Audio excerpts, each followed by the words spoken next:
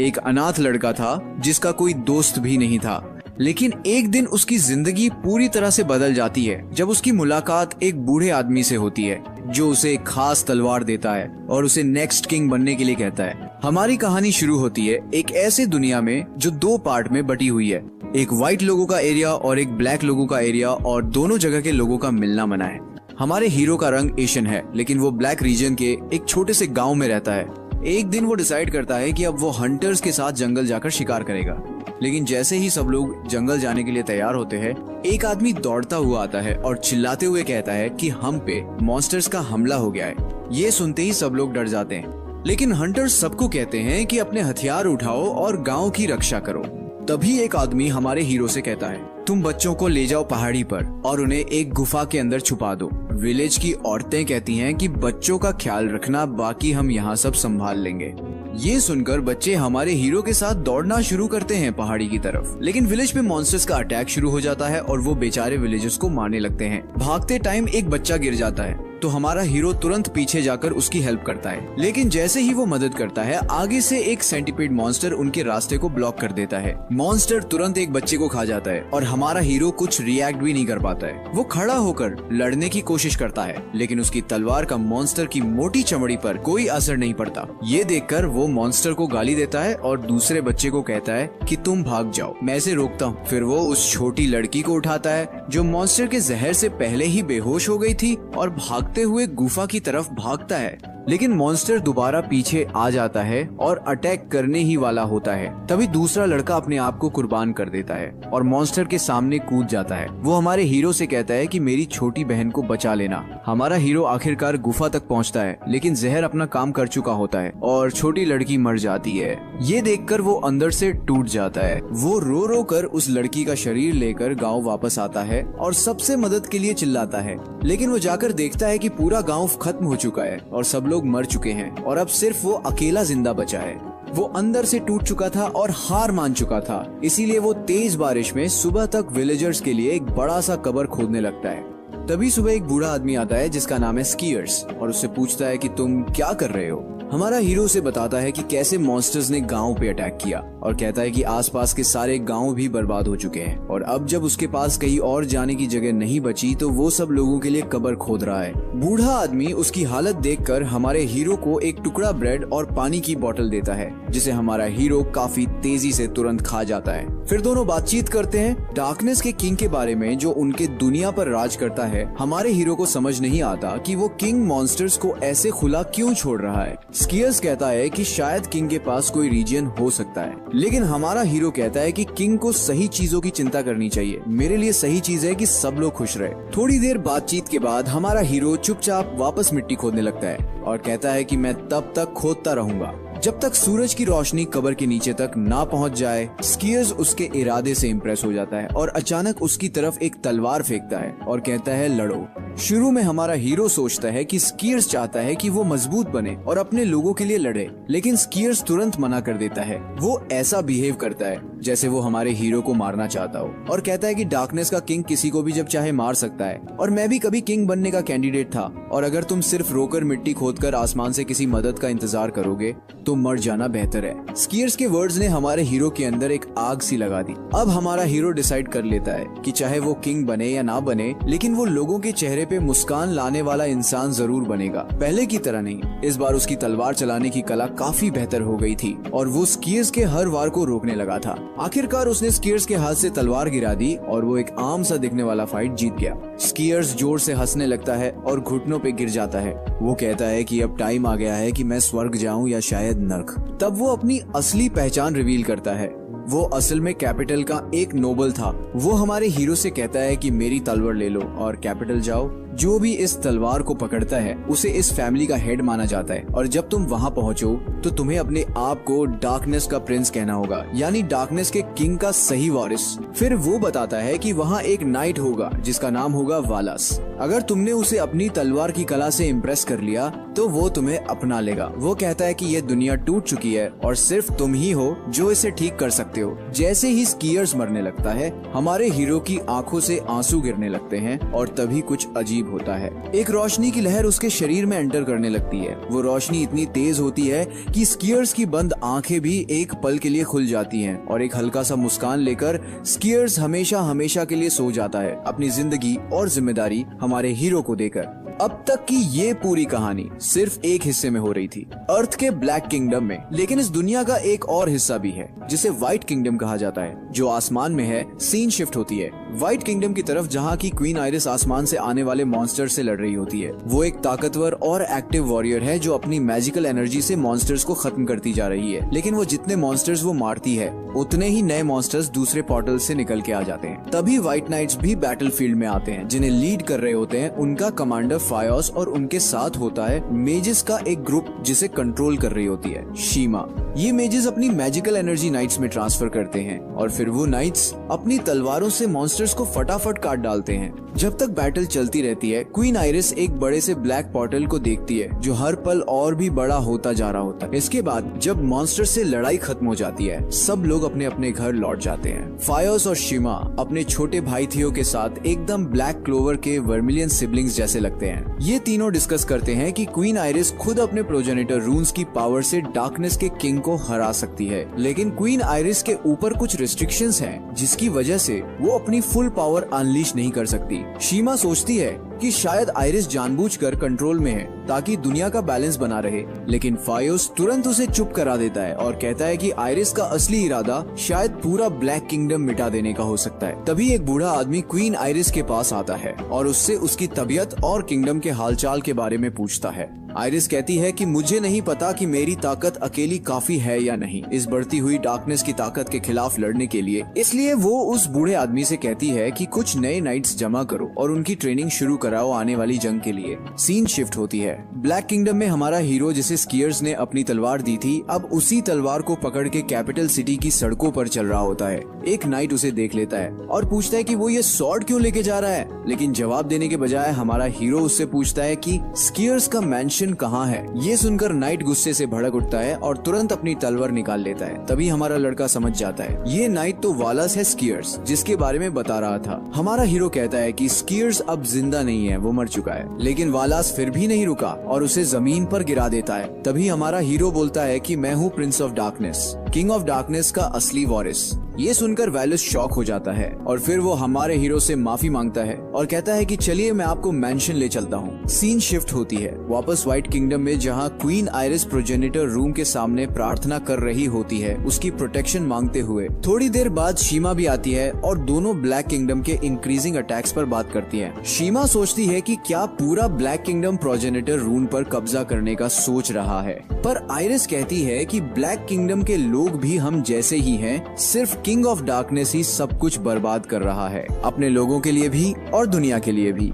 इसके बाद आयरिस कहती है कि मुझे पूरा विश्वास है कि आने वाला नया किंग ऑफ डार्कनेस इस दुनिया को बैलेंस करके रखेगा। तभी वहाँ एक नाइट भागता हुआ आता है और एक खौफनाक न्यूज देता है कि बॉल ने हम पर हमला कर दिया है। ये सुनकर आयरिस तुरंत कमांड देती है शीमा और फायोस को अपने टोप्स रेडी करने के लिए। आयरिस अपने एंजल जैसे पंख फैलाकर वेस्ट की तरफ उड़ जाती है, जबकि फ्यूज अपनी आर्मी को कमांड देता है कि अपनी पोजीशंस ले लो, और शीमा टेलीपैथिकली अपने मेजेस को ऑर्डर देती है कि बैटल पोजीशन ले लो। दूसरी तरफ बॉल एक खतरनाक मॉन्स्टर है जिसकी बॉडी लोहे जैसी स्ट्रॉन्ग है और आसमान में उड़ने वाले बड़े पंख हैं। वो ऊपर से लोगों की अफरा तफरी देख के मुस्कुरा रहा होता है, मानो जैसे सब कुछ एक गेम हो उसके लिए। बॉल लोगों को थोड़ा वक्त देता है ताकि वो अपनी डिफेंसेस रेडी कर सके। फिर वो आसमान की तरफ उड़ जाता है और देखता है कि टेम्पल के पास कई मेजेस इकट्ठा हो चुके हैं। वो मेजेस अपनी पावरफुल मैजिकल अटैक्स लॉन्च करते हैं, लेकिन बॉल की लोहे जैसी बॉडी पर वो सिर्फ बारिश की छींटों जैसे लगते हैं। बिना किसी हेजिटेशन के बॉल पूरा टेम्पल उड़ा देता है अंदर के सभी मेजेस के साथ। नीचे नाइट्स एरो फायर करते हैं, लेकिन वो एरोस बॉल को सिर्फ जरा सा स्क्रैच देते हैं, पर इतना काफी होता है बॉल का अटेंशन खींचने के लिए। गुस्से से भरकर बॉल उन पर पैर रखने जाता है उन्हें कुचलने के लिए, लेकिन तभी अटलांटिया एल्विन लीडर सामने आती है और नाइट्स को ऑर्डर देती है कि वो लोगों को किसी सेफ जगह पर ले जाए और कहती है कि बॉल को मैं रोक लूंगी। सीन शिफ्ट होती है फायोस और शीमा की तरफ जो बॉल का सामना करने निकल रहे होते हैं। तभी एक सोल्जर सोल्जर भागकर आता है और कहता है कि डार्कनेस के नाइट्स सामने दिखे हैं। वो बॉल के अटैक का यूज हमें डिस्ट्रैक्ट करने के लिए कर रहे हैं। फायोस तुरंत अपना प्लान चेंज करता है और अपने नाइट्स को ऑर्डर देता है कि डार्कनेस के नाइट्स को खत्म करो। जब वो आगे बढ़ते हैं तो दो नाइट्स मिलते हैं जो कहते हैं कि वो लोग भगोड़े हैं जिन्होंने युद्ध छोड़ दिया है। फायोस उन्हें ऑर्डर देता है कि अपनी तलवारें जमीन पर फेंको और घुटनों के बल बैठ जाओ। वो दोनों शांति से उसका ऑर्डर मान लेते हैं। वो कहते हैं कि हम गरीब लोग हैं जो जबरदस्ती युद्ध में खींच लाए गए, लेकिन अचानक डार्क एनर्जी उनके आसपास मंडराने लगती है।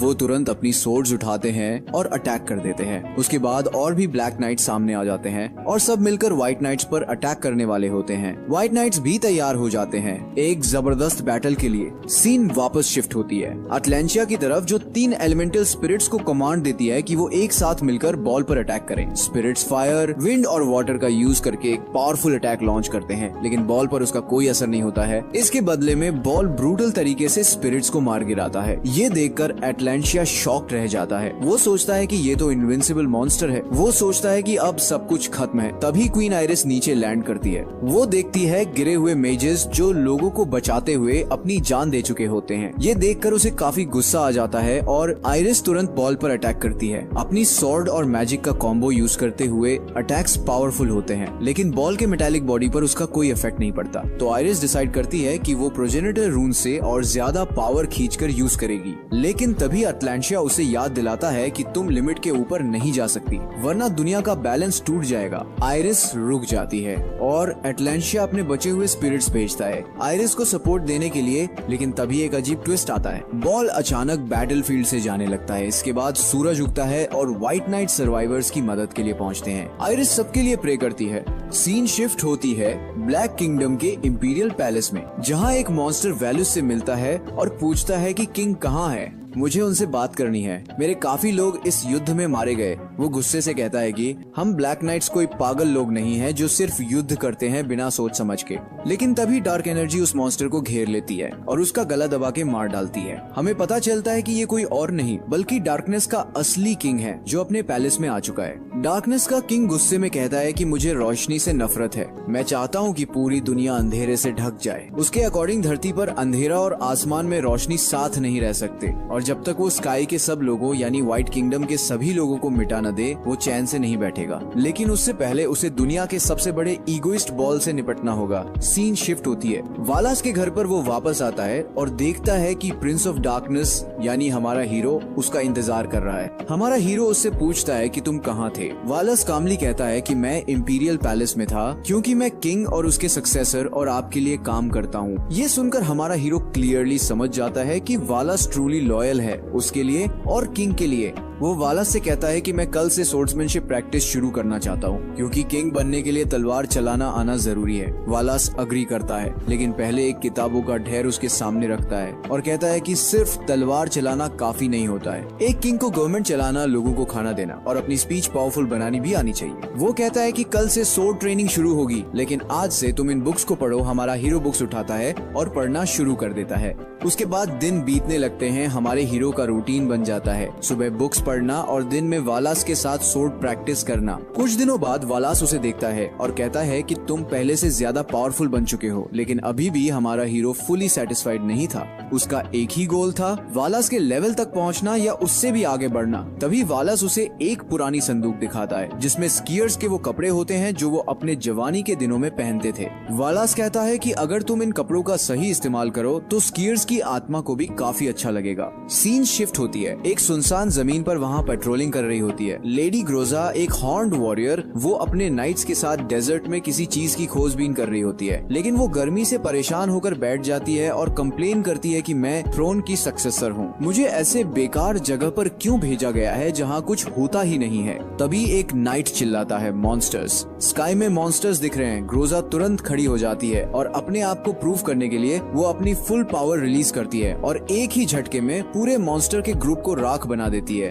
नाइट्स उसकी तारीफ करते हैं और वो उनकी तारीफों से खुश हो जाती है। लेकिन तभी एक मॉन्स्टर चुपके से पीछे से अटैक करने आता है। लेकिन तभी अचानक हमारा हीरो वहाँ आता है और एक ही क्लीन स्ट्राइक में मॉन्स्टर को काट डालता है। वो उससे कहती है, थैंक्स, तुमने मुझे बचा लिया। और वो बस हल्का सा मुस्कुराता है और कहता है, मैं बस इतना ही चाहता था कि तुम सेफ रहो। उसका एक स्माइल ही ग्रोजा के दिल को पिघला देता है। ग्रोजा का चेहरा लाल पड़ जाता है और वो ऑकवर्डली कुछ भी बोलने लगती है। उसे कुछ समझ ही नहीं आता। तब तक हमारा हीरो वहाँ से जा चुका होता है। ग्रोजा वहीं खड़ी रह जाती है, उसकी तरफ देखती हुई जैसे वो उसे दोबारा कभी नहीं देख पाएगी। तभी उसके नाइट्स उसे जगाते हैं और पूछते हैं कि क्या तुम्हें उससे कुछ कहना था। तो वो तुरंत उसके पीछे चिल्लाती है, हे हम तुम्हें ही ढूंढ रहे थे।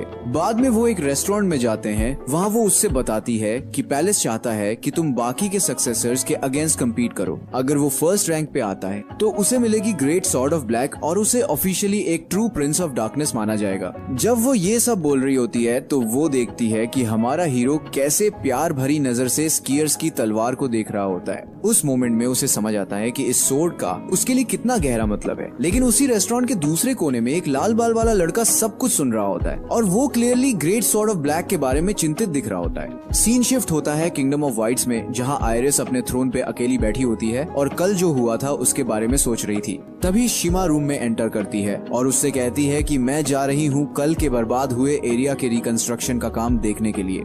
जब शिमा देखती है कि आयरिस अभी भी सोची जा रही थी तो वो सोचती है कि क्या इसके पहले वाली क्वीन भी ऐसी ही थी।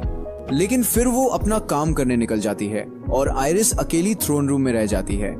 अब सीन फ्लैशबैक में जाता है। पास्ट में जब आयरिस और शिमा दोनों थ्रोन के लिए कैंडिडेट्स थे तब आयरिस बहुत चीयरफुल थी, जैसे एक प्यार में डूबी लड़की। प्रेयर के बाद प्रोजेनिटर रूम के सामने वो बात करती हैं कि क्वीन बनना क्या होता है। शिमा कहती है कि क्वीन वो होती है जो डार्कनेस के बैलेंस को मेंटेन करती है। ये बहुत भारी जिम्मेदारी होती है। कभी कभी उसे डर लगता है और वो नहीं चाहती कि वो जिंदगी भर के लिए एक ही जगह बंद हो जाए। लेकिन आयरिस चिल मूड में कहती है, हमें क्या, क्वींस रात को छिपकर मजे करते होंगे। उस रात शिमा ने आयरिस को डिनर पर बुलाया था और बोला था कि फायोस भी आने वाला है। लेकिन आयरिस को उसकी बातें अच्छे से समझ नहीं आती। उसने सोचा कि शायद क्योंकि हम लोग काफी टाइम से मिले नहीं थे इसलिए उसने मुझे डिनर पर बुलाया। पर हमें तो पता ही है कि फायोस आयरिस को कितना पसंद करता है और वो आज आयरिस को अपने फीलिंग्स के बारे में बताने वाला होता है। रात को आयरिस उनके घर जाती है सिबलिंग्स दोनों से मिलने के लिए। डिनर के बाद फायोस इरिस को उसके घर तक छोड़ने का ऑफर देता है। रास्ते में आयरिस कहती है कि उसे लगता है जैसे वो सबके लिए बोझ है, पर फायोस उसे तसल्ली देता है और वो कहता है कि जो जंगली प्लांट्स उसने लाए थे उनका टेस्ट काफी अच्छा था। अपने फीलिंग्स को आयरिस को बताने की जगह ये इडियट सिर्फ प्लांट्स की तारीफ करते जाता है। जब वो उसे घर तक छोड़ देता है तो आयरिस उससे क्वीन ऑफ वाइट के रोल के बारे में पूछती है। फायोस को खुद भी अच्छे से पता नहीं होता है इसलिए वो बता नहीं पाता है।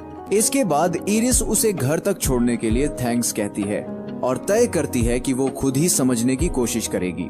इसके कुछ दिन बाद वो एक क्लिफ के किनारे पर खड़ी होती है, शांत बादलों को दूर तक देखती है। उसे पता है कि जब वो क्वीन बन जाएगी तो ये नजारा एक नए मायने रखेगा। तभी अचानक वो देखती है कि एक डार्क एनर्जी किंगडम में घुस जाती है। वो सोल्जर्स को बताने के लिए दौड़ती है, लेकिन उससे पहले ही वो डार्क एनर्जी उसे घेर लेती है। पर वो घबराती नहीं है बल्कि अपने मैजिक से उसे हटा देती है। आसमान चमकने लगता है रोशनी रंगों से और एक आवाज ऊपर से सुनाई देती है। ये आवाज शायद प्रोजेनिटर रून की होती है। आवाज अनाउंस करती है कि आयरिस क्वीन बनने वाली है। आवाज उसे वार्निंग देती है कि उसे अकेलापन झेलना पड़ेगा और उससे डार्क एनर्जी से लड़ना होगा। आयरिस जिम्मेदारी को स्वीकार करती है और कसम खाती है कि वो व्हाइट किंगडम की रक्षा करेगी और डार्कनेस के बैलेंस को बनाए रखेगी। उसी दौरान हमारा हीरो ग्रोजा द्वारा रखवाए गए कंपटीशन में भाग लेता है जहां नए किंग का सिलेक्शन होना है। जो जीतेगा उसे ग्रेट सॉर्ड ऑफ ब्लैक भी मिलेगा। अलग अलग कैंडिडेट्स एक अरीना में इकट्ठा होते हैं। सब लोग काफी एक्साइटेड होते हैं। ग्रोजा समझाती है कि हर कैंडिडेट को जेल में बंद मॉन्स्टर से लड़ना होगा। जो दो सबसे अच्छा परफॉर्म करेंगे उनके बीच फाइनल फाइट होगी। अगर किसी को लगे कि उसकी जान खतरे में है तो वो कंपटीशन छोड़ सकता है। इसके बाद कंपटीशन शुरू होता है और जेल का गेट खुलता है। उसमें से डरावने शेर जैसे मॉन्स्टर्स निकलते हैं। हर कैंडिडेट मॉन्स्टर से लड़ने के लिए दौड़ पड़ता है, लेकिन हमारा हीरो चुपचाप खड़ा रहता है। उसे अपने गांव की तबाही याद आती है। उसे पता चलता है कि ये वही मॉन्स्टर्स हैं जो उसके गांव को बर्बाद कर गए थे। वो अपने गुस्से का इस्तेमाल करता है और एक ही वॉर में मॉन्स्टर को खत्म कर देता है। एक और लड़की मॉन्स्टर पे अपने फायर मैजिक का यूज करती है, लेकिन मॉन्स्टर बच जाता है। मॉन्स्टर उस लड़की पर हमला करने के लिए लड़की की तरफ दौड़ता है और वो डर के मारे फ्रीज हो जाती है। ऐसा लगता है कि अब उसकी मौत तय है, लेकिन तब हमारा हीरो आगे बढ़ता है और मॉन्स्टर को मारकर जमीन पे गिरा देता है। पर सब लोग ये देखकर शॉक हो जाते हैं। वो सोचने लगते हैं कि उसने उस लड़की की मदद क्यों की। तभी एक और भी बड़ा मॉन्स्टर बैटलफील्ड पर आ जाता है। कुछ कैंडिडेट्स उस पर हमला करते हैं, लेकिन वो मॉन्स्टर उन सभी कैंडिडेट्स को मार डालता है। सिर्फ अडेल और हमारा हीरो ही चुप रहते हैं और समझदारी से काम लेते हैं। मॉन्स्टर एक और कैंडिडेट को पकड़ लेता है और उसका गला घोंटने लगता है। ये देखकर हमारा हीरो मॉन्स्टर की पीठ पर चढ़ जाता है और अपनी तलवार उसके सीने में घुसा देता है। मॉन्स्टर गिर जाता है और बैटल खत्म हो जाती है। एंड में सिर्फ एडल और हमारा हीरो बचते हैं। ग्रोजा अनाउंस करती है कि अब ये दोनों फाइनल डुएल लड़ेंगे जब तैयारी पूरी हो जाएगी। बिल्डिंग के अंदर ग्रोजा सुन लेती है कि एडल हमारे हीरो से पूछ रहा होता है कि उसने उस लड़की की मदद क्यों की थी। हमारा हीरो कहता है कि उसने उस लड़की की मदद इसलिए की क्योंकि उसे जरूरत थी, लेकिन एडल इस बात को उस नजरिए से नहीं देखता है। वो कहता है कि अगर वो डार्कनेस का किंग बनना चाहता है तो उसे दूसरों की मदद नहीं करनी चाहिए, क्योंकि जब वो मरेगा तो कोई उसके लिए नहीं रोएगा। और ये सब वो अपने एक्सपीरियंस से कह रहा होता है। इस पर हमारा हीरो कहता है कि अगर किंग बनने के लिए लोगों को मारना जरूरी है तो वो अपना अलग रास्ता चुनेगा। इसके बाद उन दोनों के बीच फाइट शुरू होती है। एडल पहला वॉर करता है, लेकिन हमारा लड़का हर अटैक को स्किलफुली रोक लेता है। दोनों की तलवार चलाने की स्किल बराबर होती है, लेकिन हमारे हीरो के पास मेन कैरेक्टर की ताकत है। वो एक कदम आगे बढ़कर एडल की तलवार को एक ही वार में उड़ा के दूर फेंक देता है और उसके गले पर अपनी तलवार रख देता है। एडल पूछता है कि उसने उसे खत्म क्यों नहीं किया। हमारा हीरो कहता है कि वो लोगों की रक्षा करना चाहता है और उनके चेहरों पे मुस्कान लाना चाहता है, ना कि उन्हें मारना। एडल तुरंत पीछे पलटकर फिर से अपनी तलवार उठाता है और हमला करता है, लेकिन वही फिर से होता है। हमारा लड़का उसकी तलवार को गिरा देता है और फिर से उसके गले पे तलवार रख देता है। इस बार एडल हार मान लेता है और अपनी हार स्वीकार करता है। इसके बाद ग्रोजा अनाउंस करती है कि अब हमारा हीरो ही डार्कनेस के किंग का उत्तराधिकारी होगा और वो उसे नया प्रिंस अनाउंस करती है और उसे ग्रेट सॉर्ड ऑफ ब्लैक दिया जाता है, जो कि उसके कपड़ों के रंग से परफेक्टली मैच करता है। जब वो बिल्डिंग के अंदर से गुजर रहा होता है तब एडल उसे अपना इंट्रोडक्शन देता है और उससे उसका नाम पूछता है, लेकिन हमारा नया प्रिंस कुछ नहीं कहता है। तभी उसकी मुलाकात वालू से होती है, जो कहता है कि उसके पास एक संदेश है जो व्हाइट किंगडम तक पहुंचाना है और किंग बनने वाले पहले और दूसरे ही वहां जा सकते हैं, वो भी प्रिंस बनकर। इसके बाद हमारा हीरो और बाकी दोनों लोग एक मैजिकल शिप पर चढ़ जाते हैं जो हवा में उड़ता है मैजिक से। ग्रोजा उससे कहती है कि सावधान रहना, क्योंकि सिर्फ प्रिंस होने का मतलब ये नहीं कि वो लोग वहाँ सेफ रहेंगे, क्योंकि दोनों किंगडम्स अब भी वॉर की स्थिति में हैं। आदिल उस लड़की ग्रोजा से सहमत होता है और हमारे हीरो की तरफ देखकर ग्रोजा से पूछता है कि क्या ये सच में ये काम करने लायक है,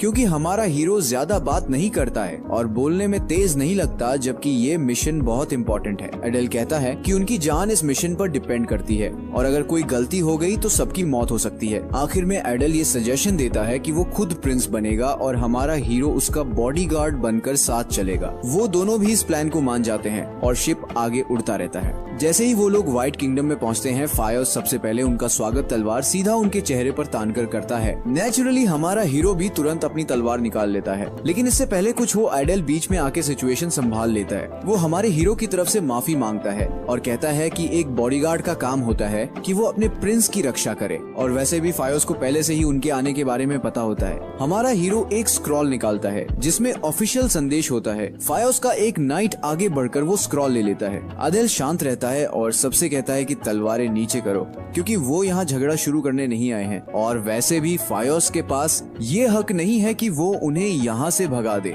फायोस ठंडे अंदाज में कहता है कि वो कह सकता है कि प्रिंस वायलेंट हो गए थे और इसलिए उसे उन्हें मारना पड़ा। एडल शांति से पूछता है कि क्या क्वीन इस बात पर यकीन करेगी। फायोस कहता है कि एक नाइट होने के नाते उसका फर्ज है क्वीन को हर खतरे से बचाना। एडल फिर से समझाने की कोशिश करता है। वो कहता है कि उनके पूरे किंगडम में कोई भी वॉर नहीं चाहता है, सिर्फ उनका किंग पागल हो गया है और लोग कुछ नहीं कर पा रहे, इसलिए वो चाहता है कि कोई नया किंग आए जो डिक्टेटर की तरह ना रूल करे। शायद तब दोनों किंगडम्स एक दूसरे से दोस्ती कर सकें। आडेल की बातें आखिरकार फायोस के दिल तक पहुंच जाती हैं। फायोस अपनी तलवार नीचे करता है और एडेल का नाम पूछता है, फिर क्वीन को इन्फॉर्म करने चला जाता है। जब फायोस उन्हें शहर के अंदर लेकर जाता है तो हमारा हीरो इधर उधर देखता है। वो देखता है कि शहर रोशन है, जिंदा है और उनके किंगडम से काफी अलग लगता है, ज्यादा गर्म और सुंदर सा लगता है। लेकिन साथ ही वो कुछ लोगों की शक भरी नजर भी महसूस करता है जो उन्हें एक आउटसाइडर की तरह देख रहे होते हैं। आखिरकार वो लोग इंपीरियल पैलेस पहुंच जाते हैं, जहां उनसे कहा जाता है कि थोड़ा इंतजार करें। जब क्वीन आइरिस अंदर आती है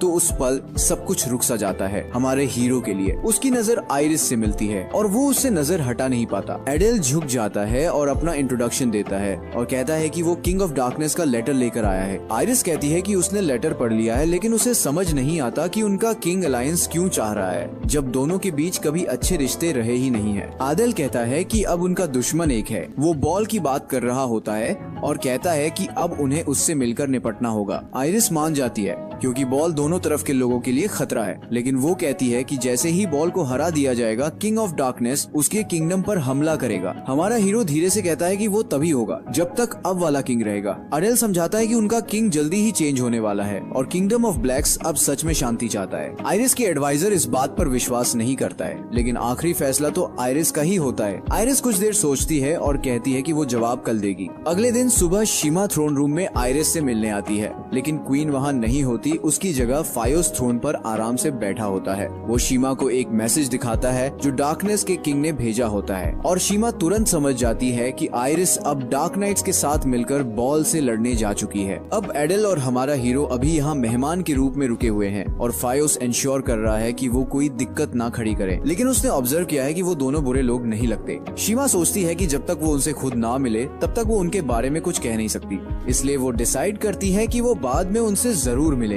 सीन शिफ्ट होता है और बॉल को दिखाया जाता है। बॉल अब किंगडम ऑफ ब्लैक के बॉर्डर पर आ चुका होता है। इस बार शहर की दीवारें मजबूती से तैयार की गई हैं क्योंकि सबको पता है कि इस बार सामना होगा बॉल से। वालिस सेना की कमांड संभाल रहा है और वो सबको एक जोरदार भाषण देता है ताकि उनका हौसला बढ़ सके। फिर वालिस तलवार लेकर आगे बढ़ता है और सीधे बॉल पर अटैक कर देता है, लेकिन देखने में ऐसा लगता है जैसे कोई मक्खी हाथी को तंग कर रही हो। तभी डार्कनेस से भरे कुछ मॉन्स्टर्स भी उसकी मदद के लिए आते हैं, लेकिन बॉल उन सबको सिर्फ कुछ सेकंड्स में ही खत्म कर देता है। फिर दूसरी वेव आती है मॉन्स्टर्स की और वो बॉल को किंगडम की आउटर वॉल तक धकेल ले जाते हैं। ग्रोजा के ऑर्डर पर दीवार से बॉल पर तीरों की बारिश होती है, लेकिन एक भी तीर उसको छू तक नहीं पाता है। ग्रोजा खुद भी एक पावरफुल अटैक करती है, लेकिन उसका भी बॉल पर कोई असर नहीं होता। जैसे ही बॉल दीवार के पास आता है, ग्रोजा घबरा जाती है और सीधे दीवार से नीचे कूद जाती है। बॉल अपने बड़े बड़े पंखों के साथ दीवार तोड़ता हुआ अंदर घुस जाता है और सामना होता है वालास और एक और बड़ी मॉन्स्टर की आर्मी। वो लोग उसे मैजिक सर्कल से घेरने की कोशिश करते हैं, लेकिन बॉल आसानी से सारे मैजिक सर्कल्स को तोड़ देता है। तब कुछ मेजेस उसे रोकने में थोड़ा कामयाब होते हैं, जिससे वालास और ग्रोजा को चांस मिलता है अपने स्ट्रॉन्गेस्ट अटैक का यूज करने का। दोनों मिलकर अटैक करते हैं, लेकिन फिर भी बॉल को कुछ नहीं होता। बॉल इतनी जोर से गरजता है कि सब लोग फ्रीज हो जाते हैं। सब लोग डर के मारे हिल तक नहीं पाते। अब बॉल एनर्जी इकट्ठी करता है एक आखिरी वॉर के लिए, सबको खत्म करने के लिए, लेकिन तभी किंग ऑफ डार्कनेस वहाँ आ जाता है और बॉल का अटैक रोक देता है। किंग तुरंत अपने लोगों को सुरक्षित जगह भेजता है और बॉल को डार्कनेस की पावर से घेर लेता है और एक जबरदस्त अटैक करता है, लेकिन उसका अटैक भी बॉल को खत्म नहीं कर पाता। जैसे ही बॉल अगला हमला करने वाला होता है, आइरिस वहाँ आ जाती है और अपनी मैजिक से बॉल को जकड़ लेती है। अब दोनों डार्क किंग और आइरिस मिलकर बॉल को एक पहाड़ के अंदर ले जाते हैं जहाँ लावा उबल रहा होता है। वो दोनों मिलकर वहीं बॉल को उस पहाड़ में सील कर देते हैं ताकि बॉल हमेशा के लिए अंदर जलता रहे। जब बॉल को हरा दिया जाता है तो आइरिस डार्क किंग की तरफ एक गहरी नजर से देखती है, जैसे वो कुछ कहना चाहती हो, लेकिन फिर वो बिना कुछ बोले वापस अपने व्हाइट किंगडम चली जाती है। थोड़ी देर बाद फायोस एडेल और हमारे हीरो को अपनी बहन शीमा से मिलवाता है। एडेल उसे इम्प्रेस करने की कोशिश करता है और उसकी सुंदरता की तारीफ करता है, लेकिन शीमा उससे बिल्कुल भी इम्प्रेस नहीं होती। शीमा पूछती है कि क्या ये सच है कि तुम्हारे डार्क किंगडम के लोग वॉर नहीं चाहते। एडेल कहता है कि हाँ ये सच है, लेकिन हम लोग अपने किंग के खिलाफ नहीं जा सकते। हमारा हीरो खिड़की से बाहर देखता है और देखता है कि आइरिस वापस आ रही है। बिना सोचे समझे वो तुरंत दरवाजा खोलकर बाहर दौड़ता हुआ जाता है। आइरिस मुश्किल से खुद को संभाल पा रही होती है, उसमें अब उड़ने की ताकत भी नहीं होती। वो नीचे उतरती है लेकिन गिरने लगती है। तभी हमारा हीरो उसे पकड़ लेता है। वो उसे एक दीवार के सहारे बैठा देता है। तब तक उसके लोग वहाँ पहुँच जाते हैं। आइरिस दर्द में होती है और उसका चेहरा थकान से भरा होता है। सब लोग उसे तुरंत बिस्तर पर ले जाते हैं, लेकिन वो चैन से सो नहीं पाती। शीमा उसका इलाज करने आती है और बताती है कि आइरिस ने अपने शरीर को एक पावर के मीडियम के रूप में इस्तेमाल किया है, जो उसके लिए बहुत ही खतरनाक साबित हुआ है। शीमा फायोस से कहती है कि अब दोनों किंगडम्स के बीच के समझौते का नतीजा अडेल और हमारे हीरो को बता दिया जाए। फायोस पहले मना करता है क्योंकि वो आइरिस के पास रहना चाहता है, लेकिन आखिर में वो मान जाता है। थोड़ी देर बाद एडेल हमारे हीरो के रूम में आता है और मजाक में कहता है शीमा तो तुम्हारी टाइप की लगती है। फिर वो हिंट देता है कि शायद हमारे हीरो के दिल में क्वीन आइरिस के लिए लिए कुछ फीलिंग्स हैं, लेकिन हमारा हीरो तुरंत मना करता है और कहता है कि मैं सिर्फ उनकी हेल्थ को लेकर चिंतित हूँ। एडेल को एहसास होता है कि उसने थोड़ा ज्यादा बोल दिया तो वो माफी मांगता है। जैसे ही वो निकलने वाला होता है, फायोस जोर से दरवाजा खोलता है और गुस्से में कहता है कि तुम किसी के रूम में बिना परमिशन के एंटर कैसे कर सकते हो। एडेल हमेशा की तरह शांत रहता है और हंस के कहता है कि मुझे लगा नहीं था कि इतनी रात को नाइट कमांडर खुद आ जाएंगे। हमारा हीरो फायोस से पूछता है कि अभी क्वीन का हाल कैसा है। फायोस पहले गुस्से से बोलता है कि तुमसे मतलब, लेकिन फिर थोड़ा कामली बोलता है कि वो जल्द ठीक हो जाएंगी। फिर फायोस उन्हें बताता है कि बॉल को मार दिया गया है और समझौते की टर्म सफलता से पूरी हुई है। मिशन अब कंप्लीट हो चुका है। अरियल कहता है कि चलो क्वीन से अलविदा कहकर हम अपने किंगडम वापस चलते हैं। दूसरी तरफ ग्रोजा भी अपने घर लौट रही होती है और सोचती है कि वो घर जाकर एक लंबी सी हॉट बाथ लेगी। रास्ते में उसकी मुलाकात वाला से होती है। वालास उसे एक स्क्रॉल देता है और कहता है कि उसे ये किंगडम ऑफ वाइट्स तक पहुंचाना है। अब ये उसकी जिम्मेदारी है। इधर आयरिस थोड़ी बेटर फील कर रही होती है। एडेल और हमारा हीरो उसके सामने खड़े होते हैं। आरएल दिल से शुक्रिया कहता है और कहता है कि मेरे पास शब्दों में बताने के लिए वर्ड्स नहीं है कि आपने ब्लैक किंगडम की कितनी मदद की है। लेकिन आयरिस जो खुद इतनी तकलीफ से गुजर चुकी होती है, फिर भी वो अपने दर्द से ज्यादा सोचती है किंगडम ऑफ ब्लैक के आम लोगों के बारे में, जिन्हें वॉर में बहुत नुकसान हुआ है। वो दिल से दुआ करती है कि जो लोग डार्कनेस के किंग की सेवा नहीं करते, उनकी आत्मा एक दिन प्योर सोल के रूप में जन्म ले। तभी एडेल एक ऐसी बात कह देता है जो सबको शॉक कर देती है। वो कहता है कि वो किंग ऑफ डार्कनेस से मिलना चाहता है ताकि उसे समझा सके कि किंगडम ऑफ वाइट्स के साथ वॉर रोक दिया जाए। उसकी बातें किसी सुसाइड मिशन जैसी लगती हैं, लेकिन एडेल का मन अब पूरी तरह से बन चुका होता है। ये सब उसने फायोस को देखकर डिसाइड किया है और उसका मानना है कि यही एक रास्ता है जिससे दोनों किंगडम्स एक बेटर फ्यूचर की ओर बढ़ सकते हैं। तभी एक नाइट हॉल में आता है और बताता है कि ब्लैक किंगडम से एक और मैसेंजर आया है। आयरिस उसे परमिशन देती है अंदर आने की। वो मैसेंजर ग्रोजा होती है। वो अंदर आती है, वो झुकती है और क्वीन को एक स्क्रॉल देती है जो वो किंग ऑफ डार्कनेस की तरफ से लाई होती है। जब आयरिस उस मैसेज को पढ़ रही होती है, ग्रोजा एक नजर हमारे हीरो पर डालती है और देखती है कि उसकी आंखें सिर्फ आयरिस पर टिकी हुई हैं। ये देखकर ग्रोजा काफी जेलस फील करती है। इसके बाद आयरिस डिक्लेयर करती है कि किंग ऑफ डार्कनेस ने एक पीस पीरियड की डिमांड की है ताकि दोनों तरफ बॉल के अटैक से जो डैमेज हुआ है उसका कुछ रिकवरी हो सके। सब लोग हैरान रह जाते हैं। फायोस कहता है कि अब एडेल को अपनी जिंदगी दांव पर लगाने की जरूरत नहीं है। आयरिस मुस्कुराकर हाँ कहती है और कहती है कि मैं भी किंग की रिक्वेस्ट को एक्सेप्ट करती हूँ। अब आयरिस थोड़ा ठीक फील करती है तो वो डिसाइड करती है कि सबको एक छोटी सी टूर पर ले जाए जहाँ वो किंगडम ऑफ वाइट्स को एक्सप्लोर कर सके। जब सब पैलेस से निकलते हैं तभी उनकी मुलाकात थियो से होती है जो एक ट्री के पास कुछ कर रहा होता है। थियो उन्हें देखकर एक्साइटेड होता है, लेकिन जैसे ही उसे पता चलता है कि कुछ लोग ब्लैक किंगडम से हैं, वो डर के मारे अपनी बहन के पीछे छुप जाता है। एडेल हंसते हुए कहता है कि अरे चिंता मत करो, हम तुम्हें खाने नहीं वाले। शीमा भी मुस्कुराती है और अग्री करती है, लेकिन ग्रोजा फिर से जेलस से भर जाती है जब वो देखती है कि आयरिस की नजर बार बार हमारे हीरो पर जा रही है। फिर ग्रोजा का चेहरा थोड़ा सॉफ्ट हो जाता है जब वो थियो को देखती है। थियो धीरे धीरे बाहर आता है और उन्हें देखकर सोचता है कि हर ब्लैक किंगडम का आदमी बुरा नहीं होता है। सब उससे पूछते हैं कि तुम यहाँ क्या कर रहे हो। थियो एक इंजर्ड बर्ड दिखाता है जो उसके हाथों में होता है। फिर वो एक हाथ ट्री पर रखता है और दूसरा हाथ उस बर्ड पर,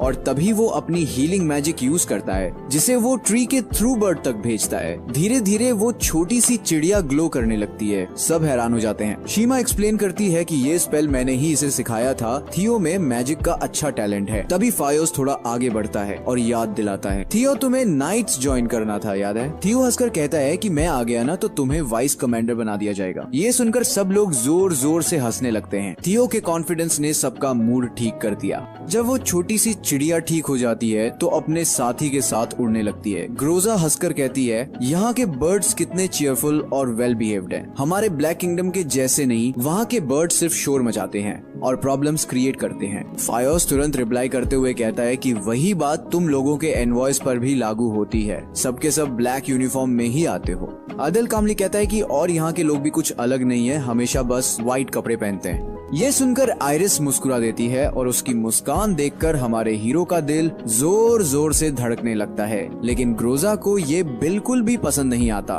तभी ग्रोजा एक आइडिया देती है और कहती है कि क्यों ना हम सब एक दूसरे के कपड़े ट्राई करें। बॉयज बिना सोचे हाँ कह देते हैं। एडल और फायोस सबसे पहले आउटफिट एक्सचेंज करते हैं। दोनों थोड़ा ऑकवर्ड फील करते हैं लेकिन फिर भी ट्राई कर लेते हैं। एडल हमारे हीरो से कहता है तुम भी ट्राई करोगे, लेकिन वो सीधे मना कर देता है। अब लड़कियों की बारी आती है तो सब ड्रेसिंग रूम की तरफ निकल पड़ती हैं। ग्रोजा सोचती है कि उसे किसकी ड्रेस ट्राई करनी चाहिए। वो आयरिस की ड्रेस चुनती है। जो आयरिस को थोड़ा ऑकवर्ड फील कराता है। तब शीमा सजेस्ट करती है अगर ग्रोजा को क्वीन की ड्रेस पहननी है तो आयरिस तुम ग्रोजा की ड्रेस ट्राई करो। ग्रोजा तुरंत अपनी ड्रेस उतार देती है और आयरिस उसे पहन लेती है, लेकिन ड्रेस उसके साइज से थोड़ी बड़ी होती है। ग्रोजा फेक तारीफ करते हुए कहती है कि मेरी ड्रेस तुम पे तो बड़ी अच्छी लग रही है, चलो सबको दिखाओ। आयरिस थोड़ा इरिटेट होती है, उसे ड्रेस अच्छी नहीं लगती। ग्रोजा चाहती है कि आयरिस हमारे हीरो के सामने ऑकवर्ड लगे। तभी शीमा कहती है कि चलो ग्रोजा अब तुम मेरी ड्रेस ट्राई करो। ग्रोजा मान जाती है। इसके बाद जब सब बाहर आते हैं तो बॉयज काफी बोर्ड लग रहे होते हैं, लेकिन हमारा हीरो सिर्फ आयरिस को ही देख रहा होता है, बिल्कुल लॉयल और फोकस्ड। एडल और फियोस कॉम्प्लीमेंट देते हैं कि तुम लोग तो कमाल लग रहे हो। फिर एडल हमारे हीरो से पूछता है कि बताओ भाई तुम्हें कैसी लगी। हमारा हीरो सिर झुकाकर कैजुअली कहता है कि दोनों अच्छे लग रहे हैं। उसके बाद सब डिसाइड करते हैं कि चेस खेलेंगे, लेकिन इस बार चेस पीसेस एनिमल्स जैसे होंगे, जैसे कैट्स, लायंस एटसेट्रा। लेकिन सरप्राइजिंगली फायोस जो कि नाइट कमांडर है हर बार हार जाता है। वो फ्रस्ट्रेट हो जाता है लेकिन हार मानने के लिए तैयार नहीं होता। शीमा कहती है कि लगता है अब सबको रेस्ट चाहिए, लेकिन आयरिस कहती है कि मैं नहीं जा रही, मुझे रेयरली मौका मिलता है सबके साथ टाइम स्पेंड करने का। थियो क्यूट टोन में कहता है आप रानी हो ना, आप तो डेली बाहर आ सकती हो। शीमा कहती है कि नहीं, थियो रानी होने का मतलब है ज्यादा रिस्पॉन्सिबल होना होता है, उन्हें अपने रूम में रहना पड़ता है, किंगडम का ध्यान रखना पड़ता है। हमारा हीरो उसकी तरफ सीरियस आंखों से देखता है और थोड़ा उदास महसूस करता है। अचानक उसके पेट से आवाज आती है, वो थोड़ा शर्मा जाती है और उसी वक्त हमारे हीरो के पेट से भी आवाज निकलती है। शीमा सजेस्ट करती है कि सब मिलकर डिनर करें। शीमा किचन में जाकर डिनर बनाती है और बाद में टेबल पर कई तरह के डिशेस सेट करती है। ग्रोजा अपने किंगडम से लाई हुई एक स्पेशल डिश लेकर आती है। हमारा हीरो ब्रेड खाता है और व्हाइट किंगडम के नए खाने का टेस्ट ट्राई करता है। आयरिस उससे पूछती है कि उसे कैसा लगा, लेकिन एडेल पहले बोल पड़ता है कि ये फूड पैलेस जैसा ही फीका है। फायोस डिसएग्री करता है और कहता है कि टेस्ट तो काफी अच्छा है। ग्रोजा भी थोड़ा ट्राई करती है और उसे फूड प्लेन लगता है तो वो ब्लैक किंगडम से लाया एंचोवी सूप ऑफर करती है। लेकिन जब सब उसका सूप टेस्ट करते हैं तो पता चलता है कि वो बहुत ज्यादा सॉल्टी है। तब सबको समझ आता है कि अडेल को यहाँ का फूड क्यों फीका लगा, क्योंकि उसे तो सॉल्टी खाने की आदत है। फिर हमारे हीरो को एक आइडिया आता है, वो एक स्पून ग्रोजा के सूप का प्लेन डिश में मिक्स करता है और टेस्ट काफी अच्छा हो जाता है। सब लोग उसे कॉपी करते हैं और अग्री करते हैं कि दोनों किंगडम्स के फूड का कॉम्बिनेशन परफेक्ट फ्लेवर देता है। सब लोग खाते रहते हैं जब तक सारा खाना खत्म नहीं हो जाता। अब सूप बाद के लिए नहीं बचा, लेकिन फायोस कहता है कि उनके पास सूप से भी बेटर चीज है, वाइल्ड ग्रीन्स जो आयरिस खुद कलेक्ट करती है। हमारे हीरो को याद आता है कि उसने ब्लैक किंगडम में भी वाइल्ड ग्रीन्स देखे थे, लेकिन वो डार्क और मुरझाए हुए दिखते थे। वो कहता है कि उसने उन्हें ट्राई किया था, लेकिन यहाँ के ग्रीन्स जो सनलाइट में ग्रो होते हैं वो तो डेफिनेटली ज्यादा टेस्टी होंगे। आयरिस एक्साइटेड हो जाती है और अनाउंस करती है कि सब मिलकर वाइल्ड ग्रीन्स कलेक्ट करने चलेंगे। रात को हमारा हीरो पैलेस के बाहर देखता है, ख्यालों में खोया हुआ। तभी ग्रोजा वहाँ आती है और पूछती है कि क्या तुम्हें कुछ परेशानी है। वो कहता है कि क्वीन मुझे एक नॉर्मल इंसान लगती है। ग्रोजा मुस्कुराती है और कहती है कि तुम भी एक नॉर्मल लड़के हो। उसकी आंखों में वो सब कुछ होता है जो वो कह नहीं पाती, लेकिन वो अपने इमोशंस को साइड में रखकर उसे जेंटली उसके रूम में भेज देती है, क्योंकि अगले दिन सबको मिलकर वाइल्ड ग्रीन्स कलेक्ट करने जाना होता है। सुबह सब जंगल की तरफ जाते हैं और आयरिस एक एक्साइटेड बच्चे की तरह ग्रुप को लीड करती है। वो थोड़ा लड़खड़ाती है, जिसे देखकर सब थोड़े परेशान हो जाते हैं। इसलिए शीमा उसे एडवाइस देती है कि केयरफुल रहो, क्योंकि तुम अब तक फुली रिकवर्ड नहीं हुई हो। लेकिन आयरिस के लिए ये पल उसकी हेल्थ से भी ज्यादा इम्पोर्टेंट होते हैं और वो सबको एक ट्री के पास ले जाती है जो बहुत बड़ा होता है। वो बताती है कि यही वो जगह है जहाँ वो हमेशा वाइल्ड ग्रीन्स कलेक्ट करती है। जब सब लोग काम में बिजी होते हैं, अडेल एक आइडिया देता है एक कंपटीशन का। वो सजेस्ट करता है कि सब लोग ग्रुप्स में डिवाइड हो जाए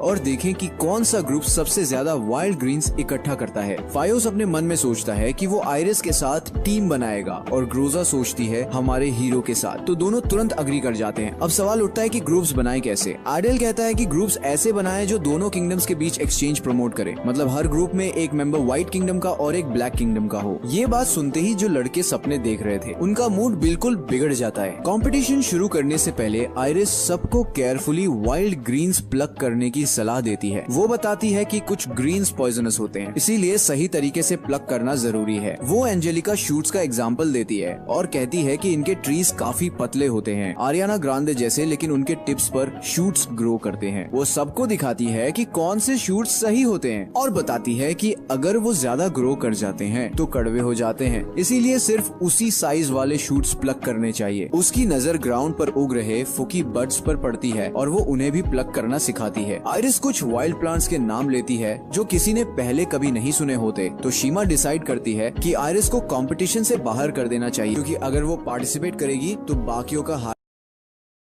तभी इस मौके का फायदा उठाने के लिए यूनो सीमा को अपनी जोड़ी बनाने को कहता है। ये बात को सुनकर सीमा कहते हैं कि तुम अचानक इतने फैमिलियर होने की एक्टिंग क्यों कर रहे हो, जिसके जवाब पर यूनो कहने लगा, इससे हमारी दोस्ती और भी गहरी होने में मदद मिलेगी।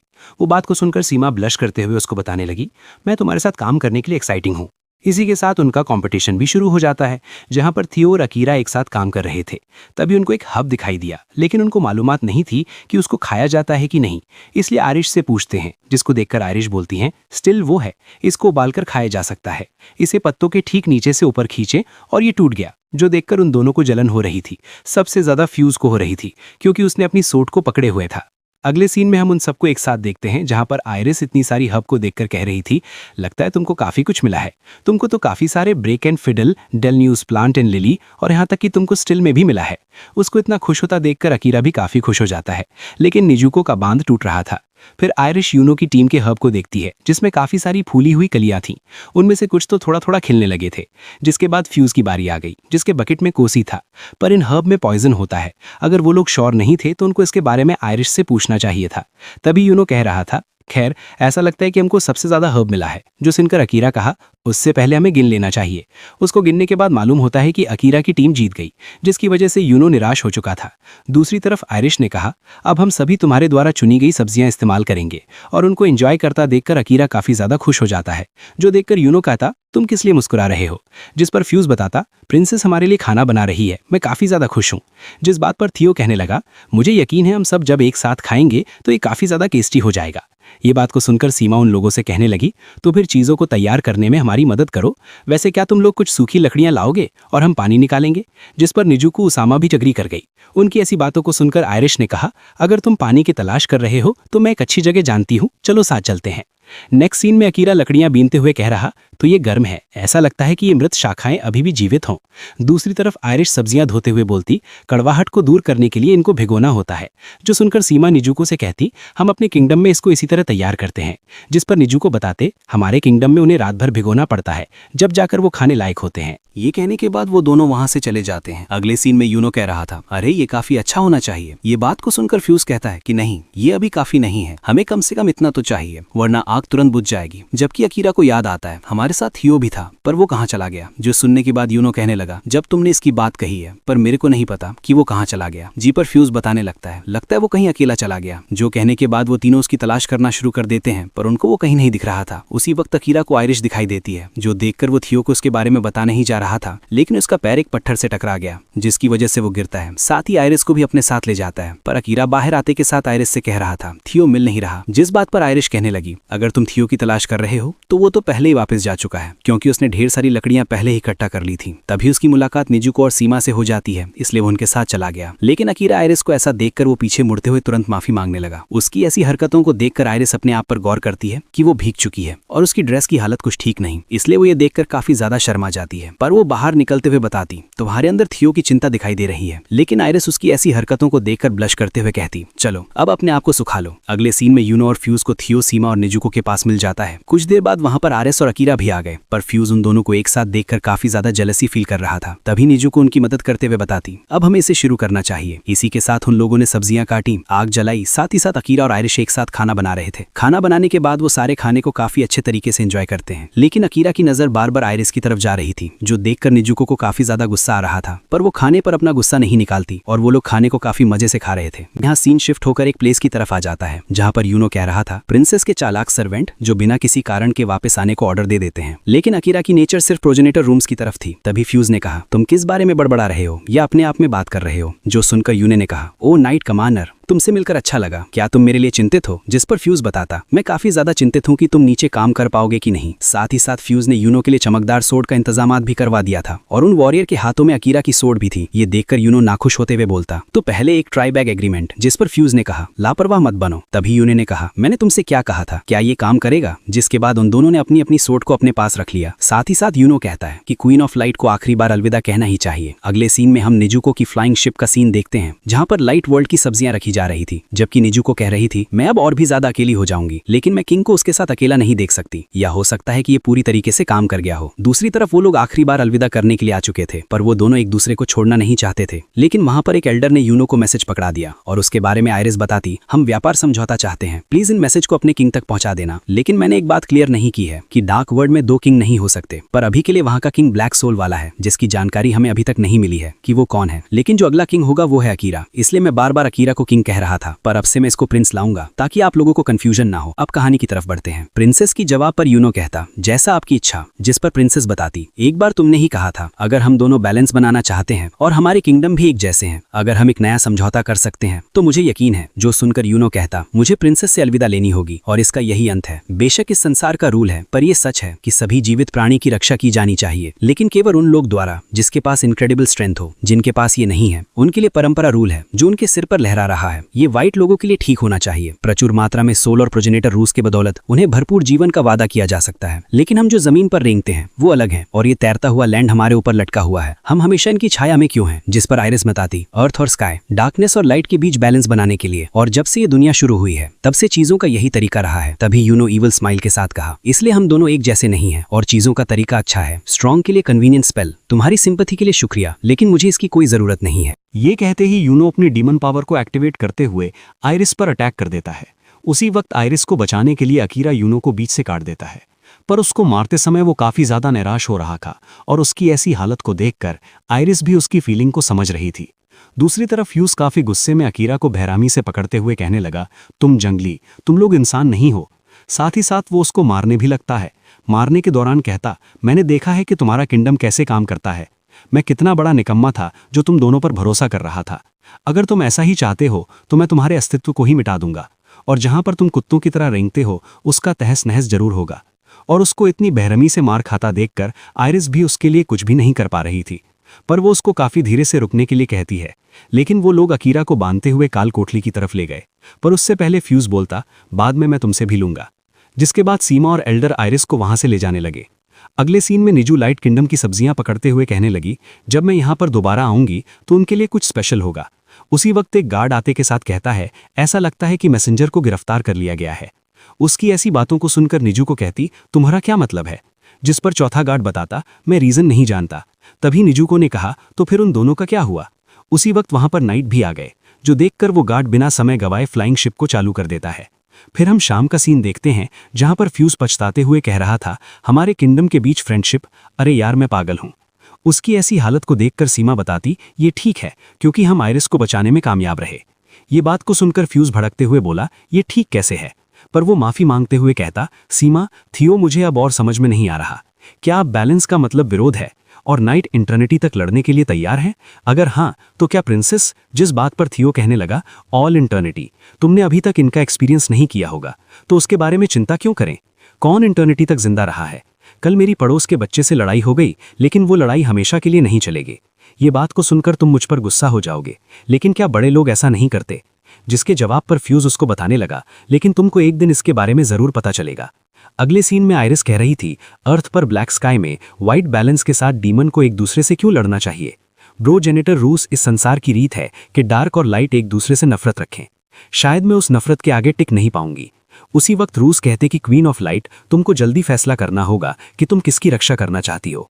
नेक्स्ट सीन में हम अकीरा को देखते हैं, जहां पर वो सोच रहा था, मुझको इतना मारने के बाद इस काल कोठली में फेंक दिया, लगता है मैं ऐसी के काबिल हूं। पर उसी समय मैंने क्वीन ऑफ लाइट की रक्षा की। हम व्हाइट किंगडम के साथ फ्रेंडशिप मजबूत करने के लिए आए थे। शायद ये ऐसा होना ही था। लेकिन अगर यूनो को मेरी जानकारी के बिना क्वीन ऑफ लाइट को मारने का सीक्रेट ऑर्डर मिला होता, अब मेरे को कुछ भी समझ में नहीं आ रहा कि मैं किसको सिलेक्ट करूं और मैं उस समय क्या करना चाह रहा था। जहां पर वो यूनो को मारने के साथ कहने लगा, डार्क किंगडम और उसके लोग एक जैसे हैं, क्योंकि हमारे पास किंग के ऑर्डर को मानने के अलावा कोई और ऑप्शन नहीं था। लेकिन हमारे बारे में बुरा मत सोचो, पर ऐसा नहीं है, ये माफ़ीनामा नहीं था और ये वो बात नहीं है जो मुझे क्वीन ऑफ लाइट को बताने की ज़रूरत है। उसके ये कहने के बाद वहाँ पर काफ़ी ज़्यादा रोशनी फैल जाती है, जिसके बाद वहाँ पर हम एक बिल्ली को देखते हैं और वो उसके लिए गेट भी खोल देती है। इसी के साथ अकीरा उस बिल्ली के पीछे पीछे जाने लगा और वो देखता है कि वहाँ पर आसपास कोई भी गार्ड नहीं है, लेकिन जहाँ पर गार्ड थे वो उनसे बचते बचाते हुए छत से जाने लगा। लेकिन ये सफ़र उसके लिए काफ़ी ज़्यादा लंबा था, पर वो वहाँ पहुँच जाता है जहाँ पर उसको जाना था। साथ ही साथ हम वहाँ पर अकीरा की वो 2 सूट भी देख पाते हैं। यहाँ तक पहुँचने के बाद वो वाइट बिल्ली एक प्रोजेनेटर रूम्स में बदल जाती है, जिसके अंदर आयरिस कैद थी, जो देखकर अकीरा उस क्रिस्टल को छू लेता है, जिसकी वजह से वो क्रिस्टल टुकड़ों टुकड़ों में बिखर गया और आयरिस गिरकर अकीरा की बाहों में समा गई। और वहाँ पर कुछ देर आराम करने के बाद आयरिस को होश आ जाता है। तभी वो अपने सामने अकीरा को देखकर काफ़ी ज़्यादा खुश हो जाती है। साथ ही साथ वो उसका हाथ भी पकड़ चुकी थी। इसी के साथ वहाँ पर काफ़ी बढ़िया रोमांटिक माहौल क्रिएट हो जाता है, जबकि आयरिस कह रही थी जब हम इस तरह हाथ जोड़ते हैं लेकिन हम एक दूसरे को सपोर्ट कर सकते हैं और फिर भी लाइट ही सब कुछ नहीं है, इसलिए हम दोनों मिलकर एक बैलेंस क्रिएट कर सकते हैं। जिस पर अकीरा गहरी सांस लेते हुए बताता, मैं तुमको बचाऊंगा। ये कहते ही वो आयरिस को अपने गले लगा लेता है। फिर कहता, मेरी भी यही इच्छा है, अगर इससे हमारे दोनों किंगडम के लोग खुश होंगे तो मैं तुमको सपोर्ट ज़रूर करूंगा, यहाँ तक कि हर जगह। और मैं चाहता हूँ कि तुम फॉलो करो वो रास्ता जिस पर तुम विश्वास करती हो। और मैं तुमको एक बात बताना चाहता हूँ, मैं सक्सेसर हूँ king of darkness, the Prince of darkness.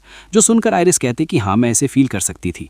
ये बात को सुनकर अकीरा कहता कि मैं थ्रोन पर ज़रूर बैठूंगा, फिर हम दोनों मिलकर दुनिया में शांति लाएंगे, मैं तुमसे इसका वादा करता हूँ। जो सुनने के बाद आयरिस ने कहा, लाइट और डार्कनेस, स्काई और अर्थ, चलो हम जहाँ हैं वहीं से एक दूसरे को सपोर्ट करते हैं।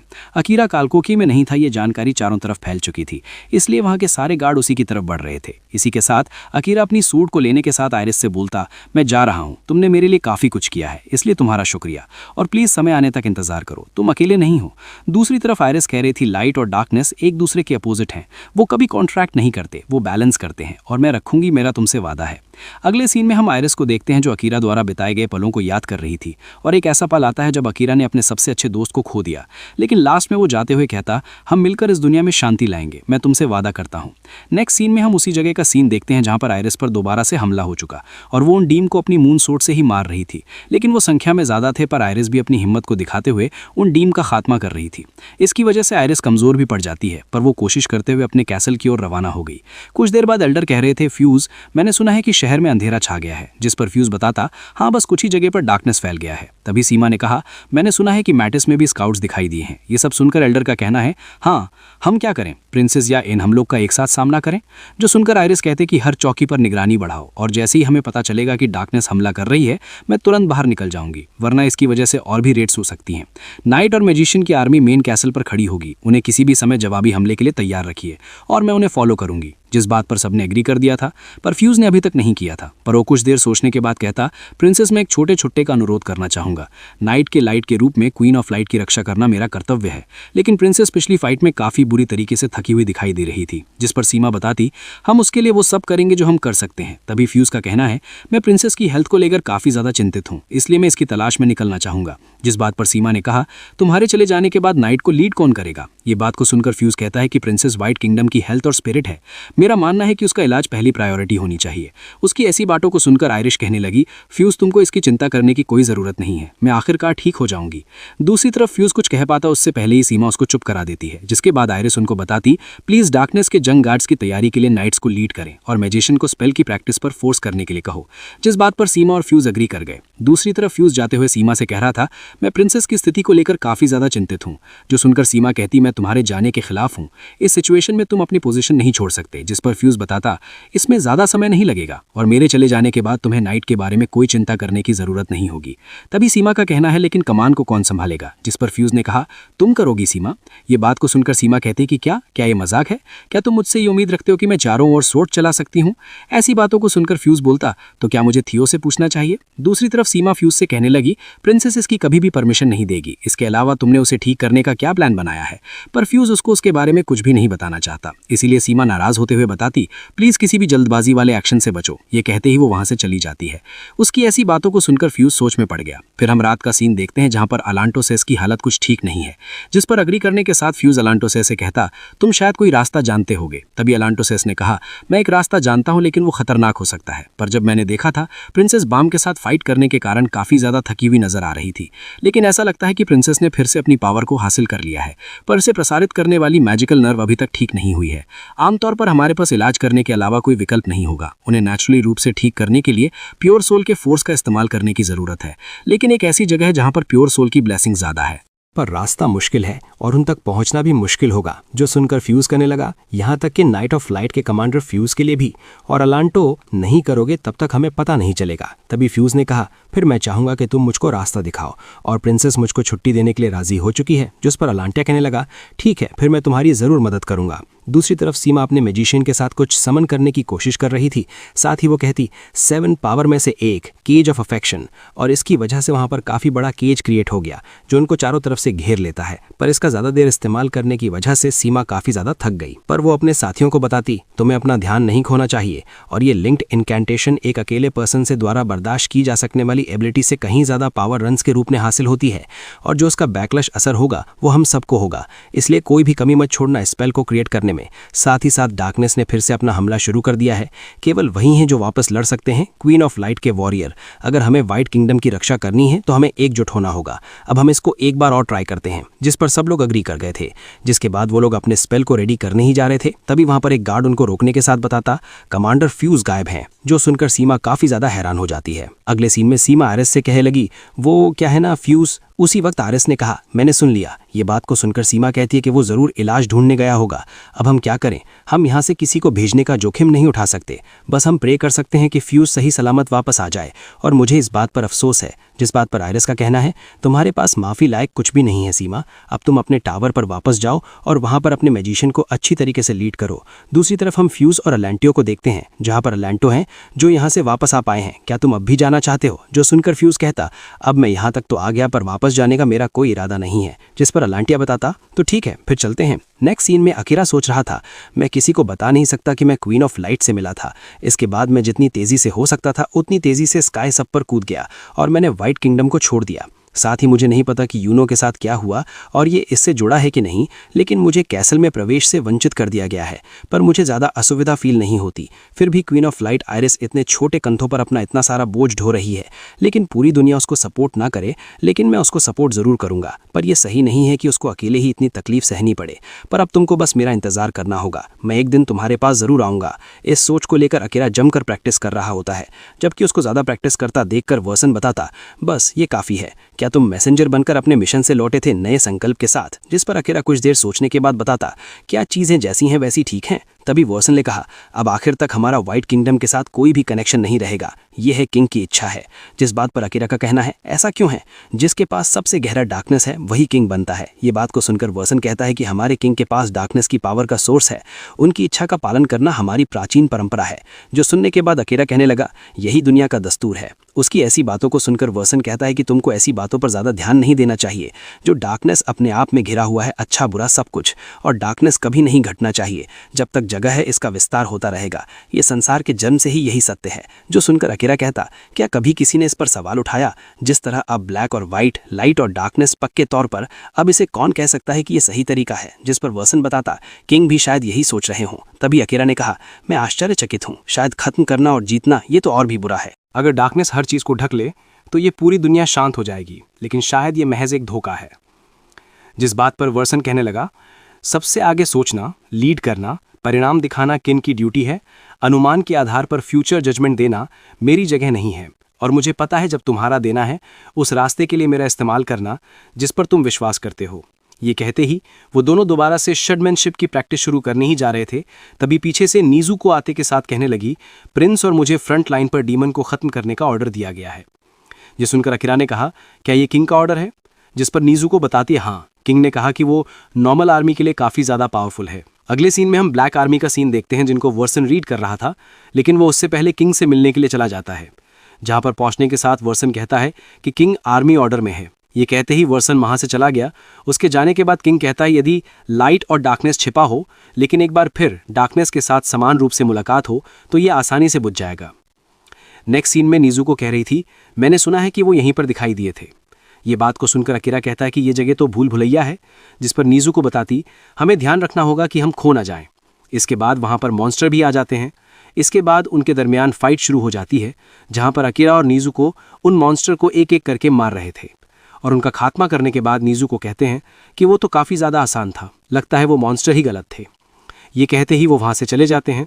कुछ देर सफ़र करने के बाद उनको फ्लाइंग शिप दिखाई दी, जो देखकर नीजुको का कहना है तो डार्कनेस का किंग व्हाइट किंगडम के साथ शांति समझौता नहीं करेगा। उसके ये कहने की देरी थी, तभी वहाँ पर काफ़ी सारे फ्लाइंग मॉन्स्टर आ जाते हैं, जिनको देखकर वो दोनों उन मॉन्स्टर का सामना करने लगे।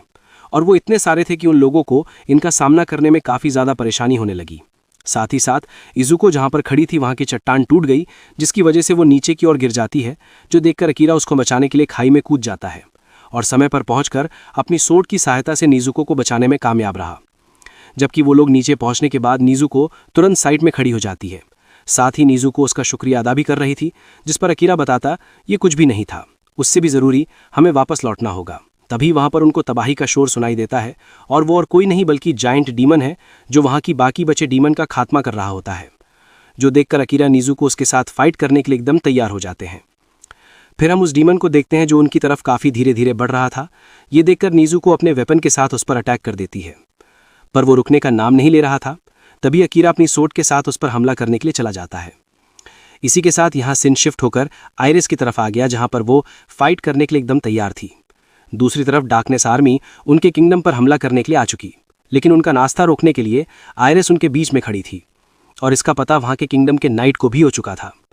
तभी हम फ्यूज और लैंटिया को देखते हैं, जिनका सफ़र भी चालू हो गया था। मैं आयरिस सामा कुछ कह रही थी, कभी कभी मैं उलझन में पड़ सकती हूँ, मैं केवल वाइट किंगडम के लिए ही जिम्मेदार नहीं हूँ। जब मैं क्वीन ऑफ लाइट बनी तो मुझे बैलेंस और भार स्पष्ट रूप से महसूस हुआ। अगर ये नाकाम हो गए तो इस संसार का संपूर्ण अस्तित्व लड़खड़ा जाएगा। ये एक एब्सोल्यूट लो है। मुझे भी कभी कभी अजीब लगता है। मैं अपने लोगों को डार्कनेस से लड़ने का ऑर्डर देती हूँ, लेकिन मुझे ये सुनिश्चित करना होगा कि इसका अस्तित्व बना रहे। क्या हिस्टोरिकल रूप से ये हमेशा ऐसा ही रहा है? वाइट और डार्कनेस के माध्यम से लाइट और डार्कनेस के बीच बैलेंस बनाए रखें। मैं विश्वास नहीं करना चाहती कि यही मामला है, पर मुझे ये नहीं चाहिए, लेकिन मैं इसे बदल नहीं सकती। सब कुछ मैं अपने दम पर कर सकती हूँ, यहाँ तक कि प्रेजेंट को बनाए रखना है। अगले सीन में हम काफ़ी सारे नाइट को कैसल के बाहर तैनात देखते हैं। साथ ही साथ सीमा कुछ नाइट के साथ बैटल के लिए जा रही थी। तभी सीमा ने कहा, लाइनअप पूरा हो गया है, लेकिन क्या ये काफ़ी होगा? जल्द ही वापस आ जाओ भाई। दूसरी तरफ हम अटलांटिया और फ्यूज को देखते हैं, जो केव के अंदर आगे बढ़ते ही जा रहे थे, पर बीच में एक चट्टान उनका रास्ता वहीं रोक देती है। लेकिन अटलांटिया कहता है, 1 मिनट रुको, लगता है इसका इस्तेमाल करने का समय आ गया है। वैसे क्या मुझे तुमको ये दिखाने की ज़रूरत है कि रस्सी का उपयोग कैसे किया जाता है? जिसके साथ ही लांटिया ने एक क्रॉसबोस चट्टान में दे मारी। फिर वो धीरे धीरे ऊपर जाने लगा, पर वो बीच में रुक जाता है। लेकिन वो हिलते डुलते हुए दूसरी साइड पहुंच गया और बिल्कुल सेम फ्यूज ने किया, पर वो दूसरी तरफ पहुंचते समय वहां की चट्टान टूट गई। फिर वो गिरने ही वाला था, पर अलांटिया उसको वक्त पर बचा लेता है। इसी के साथ फ्यूज कहता है, इसकी आदत डालने में थोड़ा समय लगेगा। ये कहने के बाद वो आगे की तरफ जाने लगे, पर लांटिया का कहना है, क्या इस बार ये सीधी रही है? पर मैं पूरे रास्ते से नहीं देख सकता। कौन कह सकता है कि ये हमें कहाँ ले जाएगा? चलो सावधानी से आगे बढ़ें। अगले सीन में हम बैटल का सीन देखते हैं, जहाँ पर डीमन और इंसान के दरमियान फाइट शुरू हो चुकी, लेकिन उन डीमन की तादाद काफ़ी ज़्यादा थी, इसलिए एक वॉरियर मैदान में आते के साथ उन पर अटैक करने ही जा रहा था। लेकिन वो उन मॉन्स्टर को देखकर काफ़ी ज़्यादा डर जाती है, पर वक्त पर सीमा उन डीमन का खात्मा कर देती है। साथ ही वो कहती, ऐसा लगता है कि समय आ गया है और तुम लोग भूमि और लोगों की रक्षा करो, साथ ही हम इस जगह की रक्षा करेंगे। नेक्स्ट सीन में वो दोनों केव में मंडराते मंडराते काफ़ी ज़्यादा थक जाते हैं। यहाँ तक कि फ्यूज कहने लगा, लेकिन ये केव इतनी गहरी है, पर हमारे पास इस बारे में सोचने का समय नहीं है। तभी अलांटो लेता है, जिसके बाद उसने अपना हाथ उस केव के अंदर डाल दिया, जिसके बाद वो फ्यूज को बताता, हम हमेशा के लिए चल सकते हैं। ये कहते वो दोनों सीक्रेट जगह में एंटर कर गए। फिर बाहर का सीन देखते हैं, जहां पर लोग हड़बड़ी में भाग रहे थे, लेकिन एक लड़की के होश उड़ जाते हैं, क्योंकि उसके सामने 3 खतरनाक डीम खड़े थे। पर एक नाइट उनका सामना करने के लिए तैयार हो जाता है। यहाँ तक कि वो उस लड़की से कहता है, तुम यहाँ से जल्दी भागो, तब तक के लिए मैं इनको संभालता हूँ। जिसे सुनकर वो लड़की वहां से तुरंत भाग जाती है और वो नाइट उन तीनों का अकेले ही सामना करने लगा। दूसरी तरफ सीमा की एक वॉरियर उसको बताने लगी, सीमा सामा सिटी में मॉन्स्टर ने हमला कर दिया है। फिर हम सिटी की तरफ आते हैं, जहां पर नाइट उन मॉन्स्टर को सिटी में और अंदर घुसने से रोक रहे थे। ये सब देखकर सीमा परेशान होते हुए बोलती है, अब मुझे क्या करना चाहिए? अगले सीन में फ्यूज कह रहा था, अमेजिंग, क्या तुम रूस की पावर का इस्तेमाल किए बिना ये काम भी कर सकते हो? जो सुनकर अलांटिया कहता, नहीं, मैं इसका इस्तेमाल कर रहा हूँ क्योंकि मैंने यहाँ आने से पहले इसको संग्रहित किया है। जिस पर फ्यूज बताता है, मैं समझता हूँ, मुझे पता होना चाहिए था, केवल तुम ही इस मेंटस की मैग्नीटिया और समस्या उत्पन्न हो गई। पर फ्यूज काफी गुस्से में उस पर हमला कर देता है। जब उसकी सोर्ड क्रिस्टल से टकरा रही थी, तभी वहां की क्रिस्टल का रंग बदल गया, जो देखकर अटलांटिया फ्यूज से कहा, लगता है मुझे कोई तरकीब मालूम पड़ती है, अब मुझे कोशिश करने दो। जिसके बाद उसने वाटर एलिमेंट से उस क्रिस्टल पे अटैक कर दिया, जिसकी वजह से उस क्रिस्टल का रंग नीला हो जाता है। ऐसा करते करते उसने फायर और थंडर से उन पर अटैक किया, जिसकी वजह से वहां पर 3 रंग क्रिएट हो चुके। फिर वहां पर एक गेट खुलने लगा। तभी फ्यूज ने कहा, मिस्टर अलांटो। ये बात को सुनकर अलांटो दोनों अपनी बात खत्म करने के बाद उस गेट में एंटर कर गए, जिसको देखकर फ्यूज बताता, क्या ये स्पार्कलिंग ड्रॉप है? मैं उसको अभी लेके आता हूँ। उसको वहां से जाता देखकर अलांटिया कहता, रुको, स्पिरिट काफी पावरफुल है, कोई नॉर्मल चीज इसे कभी भी समाहित नहीं कर पाएगी। तभी वो एक पत्थर उसी नदी में फेंकता है, पर वो पत्थर अपने आप ऊपर आते हुए ब्लास्ट हो गया। जिसके बाद अलांट बताता, हमें पीछे हटने और सावधानी बरतने की जरूरत है। जिस पर एग्री करने के साथ फ्यूज उसमें एंटर कर गया, ताकि वो उस ड्रॉप को हासिल कर सके, जिसकी वजह से फ्यूज का कवच पिघल रहा था। पर वो उस दर्द को बर्दाश्त करते हुए आगे बढ़ता ही जा रहा होता है। साथ ही वो कह रहा था, हमारे पास समय नहीं है, जब हम यहाँ बात कर रहे हैं तब भी डार्कनेस अपना पंजा बढ़ा सकता है। इसके अतिरिक्त आयरिश मेरे लिए काफी ज्यादा जरूरी है, उसके बिना किंगडम। इसी के साथ उसने स्पार्कलिंग ड्रॉप हासिल कर ली। फिर वो उसको लेकर उस नरक से बाहर की तरफ निकल जाता है। अगले सीन में सीमा उन डीम से भाग रही थी, साथ ही साथ वो कह रही थी, नाइट को पैलेस में ले चलो, और वो खुद रुकते हुए अपनी एक स्पेल के साथ उस पर हमला कर देती है। पर यह काम सीमा का नहीं बल्कि आयरिश का था, लेकिन इसकी वजह से आयरिश सामा काफी ज्यादा कमजोर हो चुकी। लेकिन वो अपने आप को संभालते हुए सीमा से कहती, ग्रुक स्पेल। उसकी ये बात को सुनकर वो इस पर एग्री करने के साथ एक स्पेल कास्ट करते हुए कहने लगे, खुद को प्रकट करो, 7 पावर में से एक अफेक्शन का बैरियर। इसी के साथ वहां पर एक काफी बड़ा बैरियर क्रिएट होने लगा, जो इंसानों को अपने अंदर और डीन को बाहर की तरफ ढकेल रहा था। धीरे धीरे वो बैरियर पूरे किंगडम में फैल गया। ये देखकर आयरिस सीमा से कह रही थी, लेकिन बैरियर उन्हें ज्यादा समय के लिए रोक नहीं पाएगा, हमें पैलेस में वापस जाना होगा। ये कहते ही आयरी होश हो जाती है। साथ ही साथ फ्यूज और लांटिया उस केव से बाहर की तरफ आ गए, पर वो देखते हैं कि वहां की सिचुएशन ठीक नहीं है। ये थी अगले सीन में हम डार्क किंगडम का सीन देखते हैं, जहां पर निज़्गो को एक चट्टान के गिरने की वजह से नीचे जाने लगी, पर अकीरा उसको देखकर वहां से बिना समय गवाए छलांग लगा देता है। साथ ही वो काफी तेजी से जाते हुए निज़्गो को पकड़ लेता है और बाकी का सफर अकीरा ने अपनी सोच से तय करा, ताकि वो जल्द से जल्द नीचे जा सके। नीचे पहुंचने के साथ निज़्गो तुरंत साइड में खड़ी हो जाती है, पर उनकी मुश्किलात अभी खत्म नहीं हुई थी, क्योंकि वहां पर एक जोरदार धमाके के साथ एक डीमन उनकी तरफ ही बढ़ रहा था। यहाँ तक कि वो डीमन देखने में काफ़ी ज़्यादा खतरनाक लग रहा होता है, लेकिन निज़ुको उस पर अपनी क्रॉसबोस अटैक कर देती है। पर उस जायंट डीमन पर उसका असर बिल्कुल भी नहीं हुआ, बल्कि वो लगातार चलते हुए उनके करीब ही पहुंचता जा रहा था, जो देखकर अकीरा काफ़ी तेज़ी से उस पर हमला करने के लिए चला गया। दूसरी तरफ निज़ुको अपने वार को नाकाम होता देखकर एक नया अटैक रेडी करने लगती है। साथ ही साथ वो डीमन अब सीरियस हो चुका, यहाँ तक कि वो दोनों आपस में टकरा चुके, पर वो डीमन काफ़ी पावरफुल होने की वजह से वो अपनी दोनों सोर्ड को उस पर फेंक देता है, जिसको अकीरा ने अपनी सोर्ड से साइड कर दिया। लेकिन उस जाइंट की डबल सोर्ड फिर से अकीरा की तरफ काफ़ी तेज़ी से बढ़ रही थी, जिससे देखकर निज़ुको अपनी ठंडल पावर के साथ उस सोर्ड का खेल वहीं ख़त्म कर देती है। दूसरी तरफ अकीरा अपनी सोर्ड के साथ उस जाइंट डीमन पर अटैक कर चुका है, जिसकी वजह से वो जाइंट वहीं मारा गया। फिर अकीरा निज़ुको से कहा, मैं लगभग मरने ही वाला था, पर तुम्हारा मदद के लिए शुक्रिया निज़ुको। जो सुनकर निज़ुको कहती, तो प्रिंस हम अब घर चलें। पर निज़ुको अकीरा का उतरा हुआ चेहरा देखकर पूछती, क्या कुछ गड़बड़ है? जिस पर अकीरा बताता, क्या तुमको लगता है फिर कभी हम किंगडम ऑफ फाइट जा पाएंगे?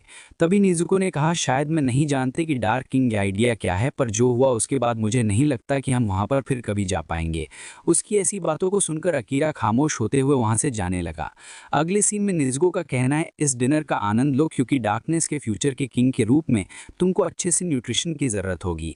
ये बात को सुनकर अकीरा कहता कि किंग ऑफ डार्कनेस, क्या मैं सचमुच कर सकता हूँ? इसके बाद वो वर्सन की बातों को याद करता है, जहाँ पर वो कह रहा था, डार्कनेस में जो कुछ है वो उससे कहीं अधिक है, अच्छा बुरा सब कुछ। डार्कनेस कभी नहीं सर्ट आउट होना चाहिए, जब तक जगह है उसका विस्तार होता रहेगा। ये संसार के इसके जन्म से ही निश्चितता रही है। तभी अकीरा ने अपने मन में कहा, मैं इसे स्वीकार नहीं करना चाहता, साथ ही मैं इसे समझना भी नहीं चाहता।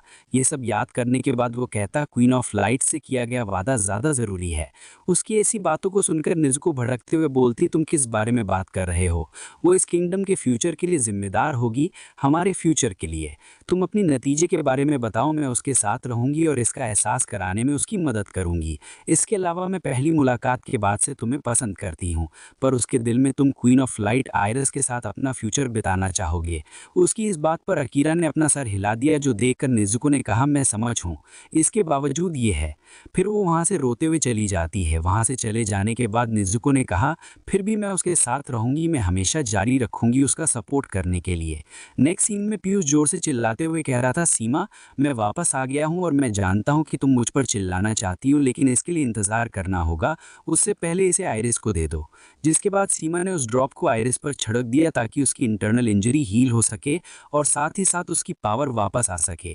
अगले सीन में सीमा फ्यूज को बताती जब तुम गायब हो गए थे तब डार्कनेस, जिस पर फ्यूज कहने लगा मेरे नाइट ने मुझे बताया कि यहाँ पर क्या क्या हुआ था, इसके लिए मुझे रिग्रेट है। वो बात को सुनकर सीमा उसको बताने लगी बैरियर ज़्यादा समय तक नहीं टिकेगा पर मैजिशियन अभी भी हैं। जो सुनने के बाद फ्यूज ने कहा एक बार तैयार होने पर हम बैरियर को नीचे कर देंगे।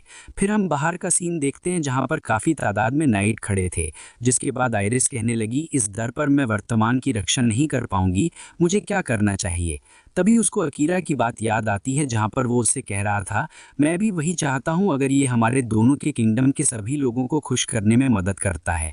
मैं बस इतना चाहता हूँ कि मैं तुम्हें अपना प्यार दे सकूँ और मैं बस इतना चाहता हूँ कि तुम बस अनुसरण करो जिस रास्ते पर तुम विश्वास करती हो।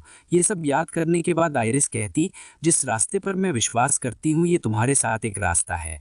जबकि वहां पर फ्यूज आते के साथ बोलता आयरिस मैंने लिखा कि तुम फर्वेंट प्रेयर कर रही हो लेकिन प्लीज ज्यादा कोशिश मत करो क्योंकि डार्कनेस के अगेंस्ट एम्पायर बैटल पास है। जिस पर आयरिस बताती माफ करे तुम जैसे नेट को चिंता करना मेरा ऑब्जेक्टिव नहीं था। तभी फ्यूज ने कहा नहीं क्वीन की रक्षा करना हमारी ड्यूटी है। इस बात पर आयरिस फ्यूज का शुक्रिया अदा करती है, जिस बात पर फ्यूज कहने लगा मुझे शुक्रिया करने की कोई जरूरत नहीं है। तभी आयरिस ने कहा कम से कम मुझे तुम्हारा शुक्रिया करने दीजिए, तुम और सीमा हमारे लिए काफी कुछ करते हैं। ये बात को सुनकर फ्यूज कहता कि मेरी गुस्ताखी के लिए माफ करें लेकिन हम आपको क्वीन मानते हैं। जिसके जवाब पर आयरिश कहने लगी मैं भी परिवार के एक मेंबर की तरह तुमको तहे दिल से शुक्रिया अदा देना चाहती है। उसकी ऐसी बातों को सुनकर फ्यूज बोलता है नीरो की आर्मी को क्वीन के बालों के एक भी बालों को नुकसान पहुंचाने का ऑर्डर नहीं दूंगा। मैं अपने सम्मान की कसम खाता हूं। जिसके साथ ही वो वहां से जाने लगे। दूसरी तरफ एक बंदा कह रहा था आगे बढ़ो और देखो व्हाइट किंगडम के साथ फाइनल बैटल भूल जाओ। अगर तुम ये पूरा होने के बाद भी जिंदा रहना चाहते हो तो तुमको ये खाना होगा। जो सुनकर अकीरा कहता फाइनल बैटल। तब किंग ने, जिस पर वो बंदा बताता इसके बारे में क्या ख्याल है यंग मैन, रुको तुम यहाँ क्या कर रहे हो। उन्होंने न केवल और लेडी नीजोको को बैटल से बाहर निकाल दिया बल्कि प्रिंस को भी। अब मुझको मत बताओ कि तुमने विद्रोह किया है। जिसके बाद हम काफी सारी फ्लाइंग शिप को देखते हैं जो व्हाइट किंगडम पर बैटल के लिए जा रही थी। जिसको देखकर उस बंदे ने कहा ये शायद ही कॉन्फिडेंटल वाली बात है लेकिन अगर तुम किंग का थ्रोन संभालते हो तो प्लीज टैक्स को थोड़ा कम कर देना। तभी वहां पर दो बच्चे आते के साथ बोलते प्रिंस हेलो, अरे क्या हम बैटल जीतेंगे? क्योंकि माँ मुझे इसके बारे में बता रही थी। उसने कहा कि फ्लोटिंग जलन पर कपड़े सुखाना आसान हो जाता है। मुझे यकीन है अगर हम जीत गए तो माँ काफी ज्यादा खुश होगी। जिसके बाद वहाँ पर कुछ वॉरियर आते के साथ अकीरा से कहने लगे योर हाइनेस क्या मुझे एक क्षण का समय मिल सकता है? जिन्हें देखकर वो लड़की कहती ये सोल्जर काफी स्केरी है। जबकि वो लड़का कहता तुम मेरा एक टुकड़ा चाहते हो है ना। ये बात को सुनकर वो सोल्जर कहता कि मैं नहीं, मेरा बिजनेस प्रिंस के साथ है, क्या तुम मेरा प्लीज साथ दो और मुझे केवल प्रिंस को बुलाने का ऑर्डर दिया गया है। उसकी ऐसी बातों को सुनकर बंदा बोलता वो इतना खतरनाक व्यवहार क्यों कर रहा है। फिर अकीरा उनको गुड बाय कहने के साथ उन सोल्जर के साथ चला जाता है। उसको वहां से जाता नीजू को भी देख रही थी। अगले सीन में फ्यूज थियो से कह रहा था थियो अगली लड़ाई पूरे किंगडम में फैल सकती है, यदि ऐसा होता है तभी। थियो ने कहा अगर ऐसा होता तो मैं वहां से भाग जाऊंगा। ये बात को सुनकर फ्यूज कहता कि वो अंतिम उपाय है और किसी सेफ जगह पर जाकर छिप जाना। जिसके बाद थियो कहने लगा और मुझे सुरक्षित स्थान कहाँ मिलेगा? मैं तुमको इस तरह के सवालों से परेशान करने नहीं जा रहा हूँ। अगर ऐसा लगे कि तुम हारने वाले हो तो बेहतर होगा कि तुम भी वहां से भाग जाना। इसका मतलब ये नहीं है कि तुम हमेशा अकेले ही लड़ते रहोगे। तो अगर ऐसा होता है तो वहां से भाग जाओ, लेकिन वो ठीक रहेगा। वैसे भी आखिरकार हमें queen iris queen of light हमारी तरफ मिल गई है। जिस बात पर फ्यूज थियो को बताने लगा हाँ तुम ठीक कह रहे हो, जब तक हमें क्वीन पर विश्वास है हमारा किंगडम कभी नहीं हारेगा। मुझे तुम पर विश्वास है आयरिस। मैं शपथ लेता हूँ कि जब तक मुझ में लाइफ की थोड़ी सी भी चिंगारी है मैं तुम्हारा बचाव करूंगा। फिर हम आयरिस को देखते हैं जो काफी परेशान होने के साथ एक बात सोच रही थी, जहाँ पर अकीरा आयरिस से कहता हम मिलकर इस दुनिया में शांति लाएंगे, मैं तुमसे वादा करता हूँ। तभी आयरिस ने कहा white light black darkness sky और अर्थ, चलो हम जहाँ पर हैं वहीं से एक दूसरे को सपोर्ट करें। ये कहते ही वहाँ पर डार्कनेस फैलने लगा, जो देखकर आयरिस कहती है प्रोजेनेटर रूम्स व्हाइट किंगडम के सभी लोगों को अपनी पावर प्रोवाइड करें। डार्कनेस को दूर भगाने के लिए हमें लाइट दीजिए। इसी के साथ बैटल शुरू हो गया। दूसरी तरफ सीमा अपने मैजिशियन के साथ उन डीमन का सामना कर रही थी। साथ ही साथ पीयूष अपने नाइट का मनोबल बढ़ाते हुए उनकी आर्मी पर टूट पड़ा। तभी वहां पर किंग ऑफ डार्कनेस भी आ गया, जिसका सामना करने के लिए आयरिस उसके पास जाने लगी। अगले सीन में डीमन और इंसानों के बीच जंग का आगाज हो चुका, पर वो डीमन मरने का नाम नहीं ले रहे थे। सीमा और उसके बाकी साथी अपनी पूरी ताकत से उस पर हमला कर रहे थे, लेकिन उनके हर एक बार से उन पर ज्यादा फर्क नहीं पड़ रहा है। तभी कुछ डीमन उनके किंगडम के अंदर आने लगे, जो देखकर सीमा तुरंत अपने स्पेशल मैजिक से उनको मार देती है। यहां तक कि उनको बताती पहली टीम दूसरे पैलेस के गेट तक में, मेरे पीछे आओ, बाकी सभी लोग जितना हो सके उनको यहां आने से रोके। दूसरी तरफ फ्यूज और उसके नाइट पर डीमन की आर्मी भारी पड़ती हुई नजर आ रही थी। जो देखकर फ्यूज उनको बताता, पैलेस के द्वार के सामने वापस जाओ। आसमान में किंग ऑफ डार्कनेस आयरिश से कहता, नीचे दी गई काफ़ी चीज़ें जीवित हो गई हैं, क्या तुम आराम से स्काई में उड़ने का जोखिम उठा सकती हो? क्वीन ऑफ लाइट उसकी इस बात का जवाब देने के लिए आयरिस बोलती, ये तुम्हारी जगह है जो मायने रखती है, तुम्हारी और मेरी यहीं पर डेस्टिनी का फैसला होगा। तभी किंग ऑफ डार्कनेस ने कहा, अच्छे से हमारे मुकाबले के अलावा सारा झगड़ा महज एक दिखावा है। बैलेंस का एक्सट्रीम चरम एक ही पर्सन द्वारा कब्जा कर लिया गया है, मेरा और तुम्हारा। दूसरी तरफ किंगडम के नाइट वहां के लोगों को सुरक्षित जगह ले जा रहे थे, पर एक बच्चे पर डीमन हमला कर देता है। लेकिन समय पर आते के साथ एक नाइट ने उसका खेल वहीं खत्म कर दिया। तभी दूसरा नाइट आते के साथ साथ कहता, डार्कनेस की पावर को धिक्कार है, वे हमारे होली लैंड पर मुंह जोर भाग ले रहे हैं। जहां पर उसका एक साथी डार्कनेस के कंट्रोल में आने लगा, जिसके बाद वो एक लड़की पर हमला कर देता है, जो देखकर उस नाइट को मजबूरन अपने साथी को मारना पड़ा। अगले सीन में एक डीमन थियो पर हमला कर देता है, पर थियो उससे कैसे ना कैसे करके बच जाता है। साथ ही वो कहता, वो करीब था, पर वो क्या था, ये मेरे अलावा किसी और को भी अफेक्ट कर सकता है। लालतम भी उनकी मदद कर सकता हूँ। स्पिरिचुअल बोल, फाइनल अटैक, जिसकी वजह से वो डीमन मारा गया। उसके मर जाने के बाद थियो राहत की सांस लेते हुए बोलता, हाँ, मैंने उसे किसी तरह मार दिया। दूसरी तरफ एक लड़की को डार्कनेस ने कंट्रोल कर लिया था, साथ ही साथ वो एक नाइट की तरफ बढ़ रही थी। तभी सीमा ने कहा, मेस फोर्स लिंक इनकेंटेशन का समय आ गया है। फिर वो एक रिचुअल परफॉर्म करते हुए कहती, समन हो जाओ, 7 पावर में से एक, केज ऑफ डन एक्शन। इसी के साथ वहां पर काफी बड़ा बैरियर क्रिएट हो गया। नेक्स्ट सीन में फ्यूज और नाइट फाइट करते करते काफी ज्यादा थक चुके थे, यहां तक कि फ्यूज कहने लगा उनका कोई अंत नहीं है। ठीक है दोस्तों, हम एक और कदम पीछे नहीं हटाएंगे, क्योंकि हम क्वीन की रक्षा की आखिरी डिफेंस लाइन है। यहां तक कि विल्सन उसके सामने आते के साथ कहता, मैं देख रहा हूं कि तुम में एक्साइटमेंट की कमी है, और मैं डार्क नाइट वर्सन हूँ। मैं देख रहा हूँ कि तुम काबिल ओपोनेंट हो, क्या मैं एक मुकाबले की रिक्वेस्ट कर सकता हूँ? जिस बात पर फ्यूज बताता, ओह, मुझे पहचाने बिना तुम में पूछने का साहस है। मैं फ्यूज हूँ, लाइट ऑफ नाइट का कमांडर। मैं क्वीन का बैरियर हूँ और उसकी सर्ट भी हूँ, पर मैं तुम्हें उसके पास जाने नहीं दूंगा। तभी वर्सन ने कहा, उस स्थिति में मेरा सुझाव है कि बैटल के माध्यम से अपना नाम मेरी मेमोरी से मिटा दो। ये कहते ही वर्सन ने डार्कली फ्लेम को एक्टिवेट कर दिया, जो देखकर फ्यूज उस पर अटैक करने के लिए चला गया। इसी के साथ दोनों की सोट टकराने लगी। इसके बाद यहाँ सीन शिफ्ट होकर आयरिस की तरफ आ जाता है, जहां पर वो किंग ऑफ डार्कनेस के हमले से बच रही थी। साथ ही किंग ऑफ डार्कनेस कहता, मुझे याद नहीं है कि हम कितनी बार लड़े हैं, क्या तुमको विश्वास है कि तुम मुझसे बेस्ट कर सकती हो? ये बात को सुनकर आयरिस कहती कि तुम कह रहे हो कि तुम पहले हमेशा जीतते थे, पर तुम हमेशा पीछे हटते आए हो। जिसके जवाब पर किंग ऑफ डार्कनेस कहने लगा, इतना मत सोचो, मैं लाइट की तरह नहीं हूं जो फैलते फैलते तब तक कमजोर होता जाता है, तब तक आखिर में लुप्त नहीं हो जाता, पर मैं डार्कनेस हूं, यानी एंडलेस एक्सपेंशन। ये स्पष्ट है कि समय के साथ हम में से कौन पावर में बढ़ेगा। ये तरीका है, हम सिस्टम से बंधे हैं, पर मैं तुमको इसके बारे में इग्नोर एस समन करने नहीं दूंगा। मैं चक्र को चुनौती दूंगा और डार्कनेस का एकमात्र किंग बनूंगा। मेरी पावर सदैव बढ़ती रहेगी, ये सभी जगह सभी स्थानों को कवर करेगा, डार्क से भी ज्यादा डार्कनेस, ये सब कुछ मिटा देगा। उसकी ऐसी बातों को सुनकर आयरिस बोलती, मैं हमेशा से इसकी परमिशन देना चाहती थी। नेचर रूल के अगेंस्ट इस दुनिया से चला गया। जिसके बाद लाइट और डार्क की पावर टकराने लगी। फिर हम केज ऑफ अफेक्शन को देखते हैं, जो डार्क पावर की वजह से ब्रेक होने की कगार पे था, लेकिन मैजिशियन उसको बनाए रखने में अपनी पूरी कोशिश कर रहे थे, पर इतनी कोशिशों के बाद भी वो ब्रेक हो चुका। जिसके ब्रेक होने के बाद डार्कनेस पूरे किंगडम में फैलने लगा। साथ ही साथ वो कुछ लोगों को अपने वश में कर लेता है, जबकि सीमा अपने स्पेल को यूज करने के साथ उनको डार्कनेस के कंट्रोल से बाहर निकाल चुके। जिसके कुछ देर बाद ही वो दोबारा से कंट्रोल में आ चुके, जिसे देखकर सीमा घबराते हुए कहने लगी, क्यों, कैसे?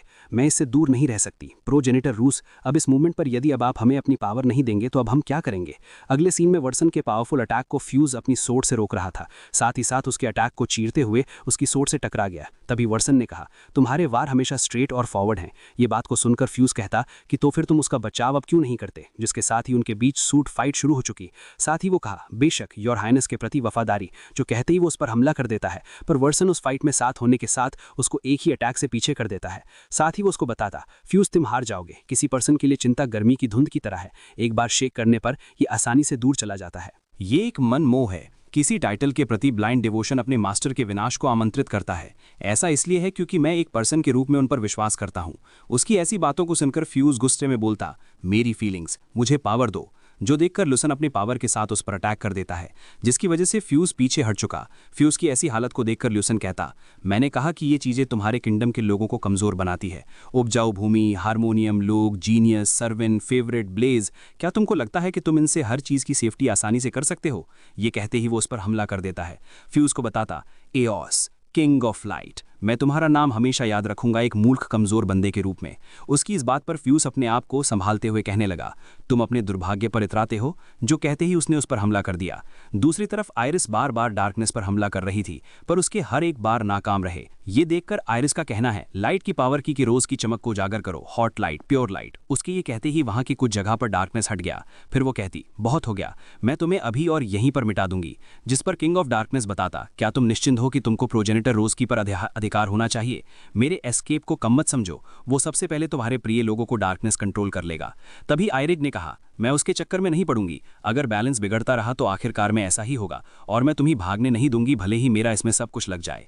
उसकी ऐसी बातों को सुनकर किंग ऑफ डार्कनेस बोलता, मैं समझता हूं, लोग वो चीज का हिस्सा है। इसके बाद आयरिश ने किंग ऑफ डार्कनेस पर हमला कर दिया। यही वो कहती, बैलेंस को बाहर रखना फ्यूचर को सेफ रखने का यही एकमात्र तरीका है। पर किंग ऑफ डार्कनेस उसके अटैक से काफी आसानी से बचते हुए कहा, कितनी भोली हो, तुम्हारे बीच जो बैलेंस चाहता है और मेरे बीच, मैं इसे पलटने में विजय हूं, परिणाम साफ है। जिसके बाद वो उस पर अटैक करने के साथ कहता, बाम ने दावा किया कि मैंने भी घमंड किया, जो इम्पॉसिबल बात करते हैं वही हारते हैं। अब समय आ गया है कि तुम सीखो, यही दुनिया का दस्तूर है। इसी के साथ उसका एक अटैक आयरिस को जा लगा, जिसकी वजह से वो काफी ज्यादा इंजर्ड हो जाती है और वो गिरते हुए नीचे जाने लगी। नीचे की तरफ सीमा कह रही थी, समन हो जाओ 7 पावर में से एक, लाइट ऑफ अफेक्शन, साथ ही घायल सोल्जर को बचाओ। लेकिन उसके पास अब माना पावर बिल्कुल भी नहीं थी, इसलिए उसका ये स्पेल पूरा होने से पहले ही बंद हो गया। अपने स्पेल को बंद होता देखकर सीमा कहती, प्रोजेनिटर रोस्क्यू, क्या तुमको इन्फिनिटी नहीं होना चाहिए? तुम किसके लिए अच्छे हो? तुमको चमकना होगा, वरना लालतम जल्दबाजी होगी। अगर स्पेल काम करेगा तो हम सब उस पर मिलकर हमला करेंगे। उसकी ऐसी बातों को सुनकर आयरिश एक स्माइल के साथ नीचे आ गई, जिसकी आते के साथ वो डीवन दूर जा गिरे। फिर आयरिश ने कहा, मैं तुम्हारी चीख सुन सकती हूँ, इससे कम की उम्मीद मैं बिल्कुल भी नहीं करूंगी। तभी सीमा ने कहा, इससे भी जरूरी बात यह है कि प्रोजेनिटर रोज के बारे में क्या? ये बात को सुनकर आयरिश कहती कि क्या तुम भूल गई, अभी भी एक रास्ता है। जिसके जवाब पर सीमा कहने लगी, 7 पावर में से एक, ग्लेज ऑफ फेट। उसकी ऐसी बातों को सुनकर आयरिश बोलती, अगर हम इसमें सब कुछ लगा देते तो? तभी वहां के सारे मैजिशियन एक जगह पर इकट्ठे होने लगे। तभी आयरिश स्पेल बोलती, ग्लेज ऑफ फेट, 7 पावर में से एक, मुझे आपके टर्निंग पर ऑब्जेक्शन है। मुझे सत्य का मार्ग दिखाओ जिस तक मुझे पहुंचना चाहिए। इसी के साथ हम काफी सारे फ्लैशबैक को देखते हैं, जो देखने के बाद सीमा बताती, क्या कुछ भी नहीं बदला? फिर किंग ऑफ डार्कनेस आती के साथ कहा, हाँ, फेट क्या है? मैंने जो इतिहास रचा है वो उसके लिए बहुत गहरा है। जो सुनकर आयरिस कहती है, ये नहीं हो सकता अगर बात यहाँ तक आ गई है। जिस पर सीमा बताती, अभी भी एक रास्ता है ना, तुम्हारे लिए क्वीन ऑफ लाइट के रूप में लड़ने का एक तरीका है। क्या ये डाउट करने का कोई समय है? क्वीन के रूप में तुम्हारी ड्यूटी क्या है? मैं सब कुछ लगा दूंगी, यहाँ तक कि मेरी जान, तो अब जल्दी करो। जिसके बाद वो वहां से जाने लगी। उसको जाना देखकर किंग ऑफ डार्कनेस कहता, ये कितना भद्दा है, तुम कब तक कोशिश करोगी? तो अपने भाग्य को स्वीकार करो। तभी सीमा ने उस पर हमला कर दिया, जो देखकर किंग ऑफ डार्कनेस उसको डार्कनेस से घेर लेता है। यहाँ तक कि वो कहता, ऐसा प्रतीत होता है कि मैंने अपनी बुरी आदत दिखा दी है। दूसरी तरफ आयरिस प्रोजेनिटर रूस के सामने काफी हताश हो जाती है। जिसके बाद अकीरा कहता, लंबे समय पहले एक सुंदर किंगडम स्काई में ऊंचे तैर रहा था। उसके थ्रोन पर एक नोबल व्हाइट कैट थी और एक काली मैली बिल्ली को उससे प्यार हो गया। इस तरह ये शुरू हुआ। फिर हम अकीरा को देखते हैं, जो उन मॉन्स्टर्स से बचकर भाग रहा था। तभी वो टेलीपोर्टेशन को यूज करके एक जगह पर पहुंच जाता है,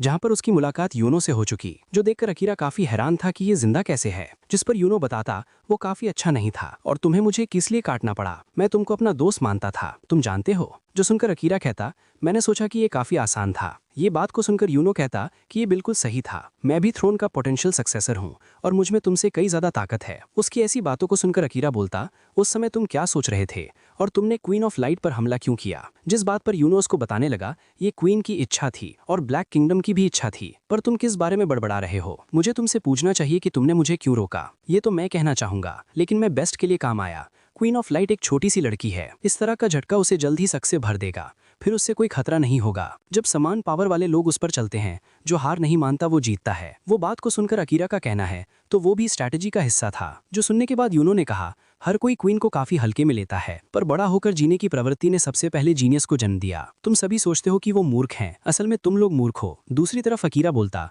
अच्छा तो ऐसा है, इसलिए मुझसे तुम यहाँ बैटल करना चाहते हो। इसी के साथ उसने अपनी सोर्ड को बाहर निकाल लिया, जो देखकर यूनो कहता, खैर मूर्ख, इसे अभी इस बिंदु पर मैं नहीं समझ पाया, पर चतुराई से काम करने की कोशिश मत करो। हालांकि मुझे लगता है कि उस वर्जन डार्क नाइट को भी इसके बारे में नहीं पता है। मैं जानता हूँ कि योर हाइनेस कैसा सोचते हैं, आखिरकार मैं डार्कनेस में तैर रहा हूँ, या ये भी हो सकता है कि योर हाइनेस नहीं मुझे जन्म दिया हो। खैर अब ये कोई मायने नहीं रखता है। साथ ही साथ उसने अपनी सोर्ड को भी क्रिएट कर लिया, यहाँ तक कि वो कहता, उसने तुम्हें और निजुको को रास्ते से हटा दिया है, क्योंकि एक मौका था कि तुम वाइट के साथ बिस्तर पर आ सकते थे। इससे लिटरली रूप से मत लो, मोर फिर वो ट्रांसफॉर्म होने के साथ बताता, इसका सीधा सा मतलब है कि तुमको मैनेज करना मुश्किल होगा, लेकिन गलत विचार मत पालो। अगर किंग ऑफ डार्कनेस सीरियस हो गए तो तुम उसके लिए कुछ भी नहीं होगे। आओ इसे अब शुरू करें। जिस पर अकीरा बताता, मैं तुम्हें अपने ऊपर हावी नहीं होने दूंगा, तुम्हारा काम करने का तरीका गलत है। जिसके साथ उसने यूनो पर हमला कर दिया, लेकिन यूनो उसके वार को आसानी से ब्लॉक करते हुए उसका आर्मर ओढ़ देता है। तभी यूनो उससे कहने लगा, क्या तुम्हारे पास बस इतना ही है? तुम मुझे सचमुच सीरियस नहीं लेना चाहते? ये कहते ही उसने डार्क बोल शकीरा पर हमला कर दिया। इस अटैक को अकीरा अपनी सोर्ड से काफी मुश्किल से ही रोक पाता है, जो देखकर इस बार यूनो खुद उसका सामना करने के लिए आगे बढ़ा। यहां तक कि दोनों की सोर्ड आपस में टकरा चुकी, जिसकी वजह से यूनो जोरदार ब्लास्ट के साथ पीछे हट चुका। यहां तक कि अकीरा के अंदर काफी डार्क पावर रिलीज हो रही थी, जिसे देखकर यूनो कहा, सचमुच में तुम पीछे हट रहे थे? जो कहते ही वो अकीरा की तरफ काफी तेजी से बढ़ा, जिसका सामना करने के लिए अकीरा भी एक स्लैश अटैक उस पर कर देता है। लेकिन अकीरा के अटैक ज्यादा पावरफुल होने की वजह से यूनो पीछे हट चुका। साथ ही साथ अकीरा तुरंत अपनी सोर्ड से उस पर हमला कर देता है, जिसको देखकर यूनो उसके संग सोर्ड फाइट शुरू कर देता है। लेकिन अकीरा वक्त पर अपनी रीइंकार्नेशन टेक्निक से उस पर अटैक कर दिया, और उस अटैक से बचने का मौका यूनो को नहीं मिल पाता, जिसकी वजह से वो चट्टानों में फंसकर मारा जाता है। जिसके बाद अकीरा बेफिक्र होकर वहां से जाने लगा, लेकिन डार्क एनर्जी उसको धीरे धीरे जगड़े। अकीरा चाहकर भी उससे नहीं निकल पा रहा था। तभी यूनो दोबारा से समन होने के साथ बताता, क्या तुमने सोचा था कि मुझे खत्म करने के लिए काफी होगा? इसी के साथ वो उस पर हमला कर करके उसके धीरे धीरे आंगन टुकड़े टुकड़े करने लगता है। इसकी वजह से अकीरा को काफी तकलीफ हो रही थी। फिर वो उस पर हंसते हुए अटैक कर देता है, लेकिन जब वो उसकी आर्मर को बर्बाद कर रहा था, तभी अकीरा ने उस डार्क एनर्जी से अपने आप को कैसे ना कैसे करके छुटकारा पा लिया। दूसरी तरफ यूनो उस पर डार्क एनर्जी से अटैक कर देता है, जिसको अकीरा ने अपने सोर्ड से ब्लॉक कर दिया। जिसका मौका पाकर यूनो उसको काफी बुरी तरीके से हिट कर देता है, जिसकी वजह से अकीरा को काफी ज्यादा इंजरी हो चुकी। साथ ही साथ यूनो ने अकीरा की सोर्ड को एक झटके से ही दूर कर दिया, यहां तक कि वो अपनी सोर्ड को अकीरा के अंदर घुसा देता है। इस बार इस अटैक की वजह से अकीरा मरने की कगार पे आ चुका, लेकिन वो यहां हार नहीं मान सकता, क्योंकि उसको आयरिस के पास जाना है। इसलिए वो कोशिश करते हुए अपनी दूसरी सोर्ड को यूनो के अंदर घुसा चुका, जिसकी वजह से यूनो को काफी ब्लीडिंग हो जाती है।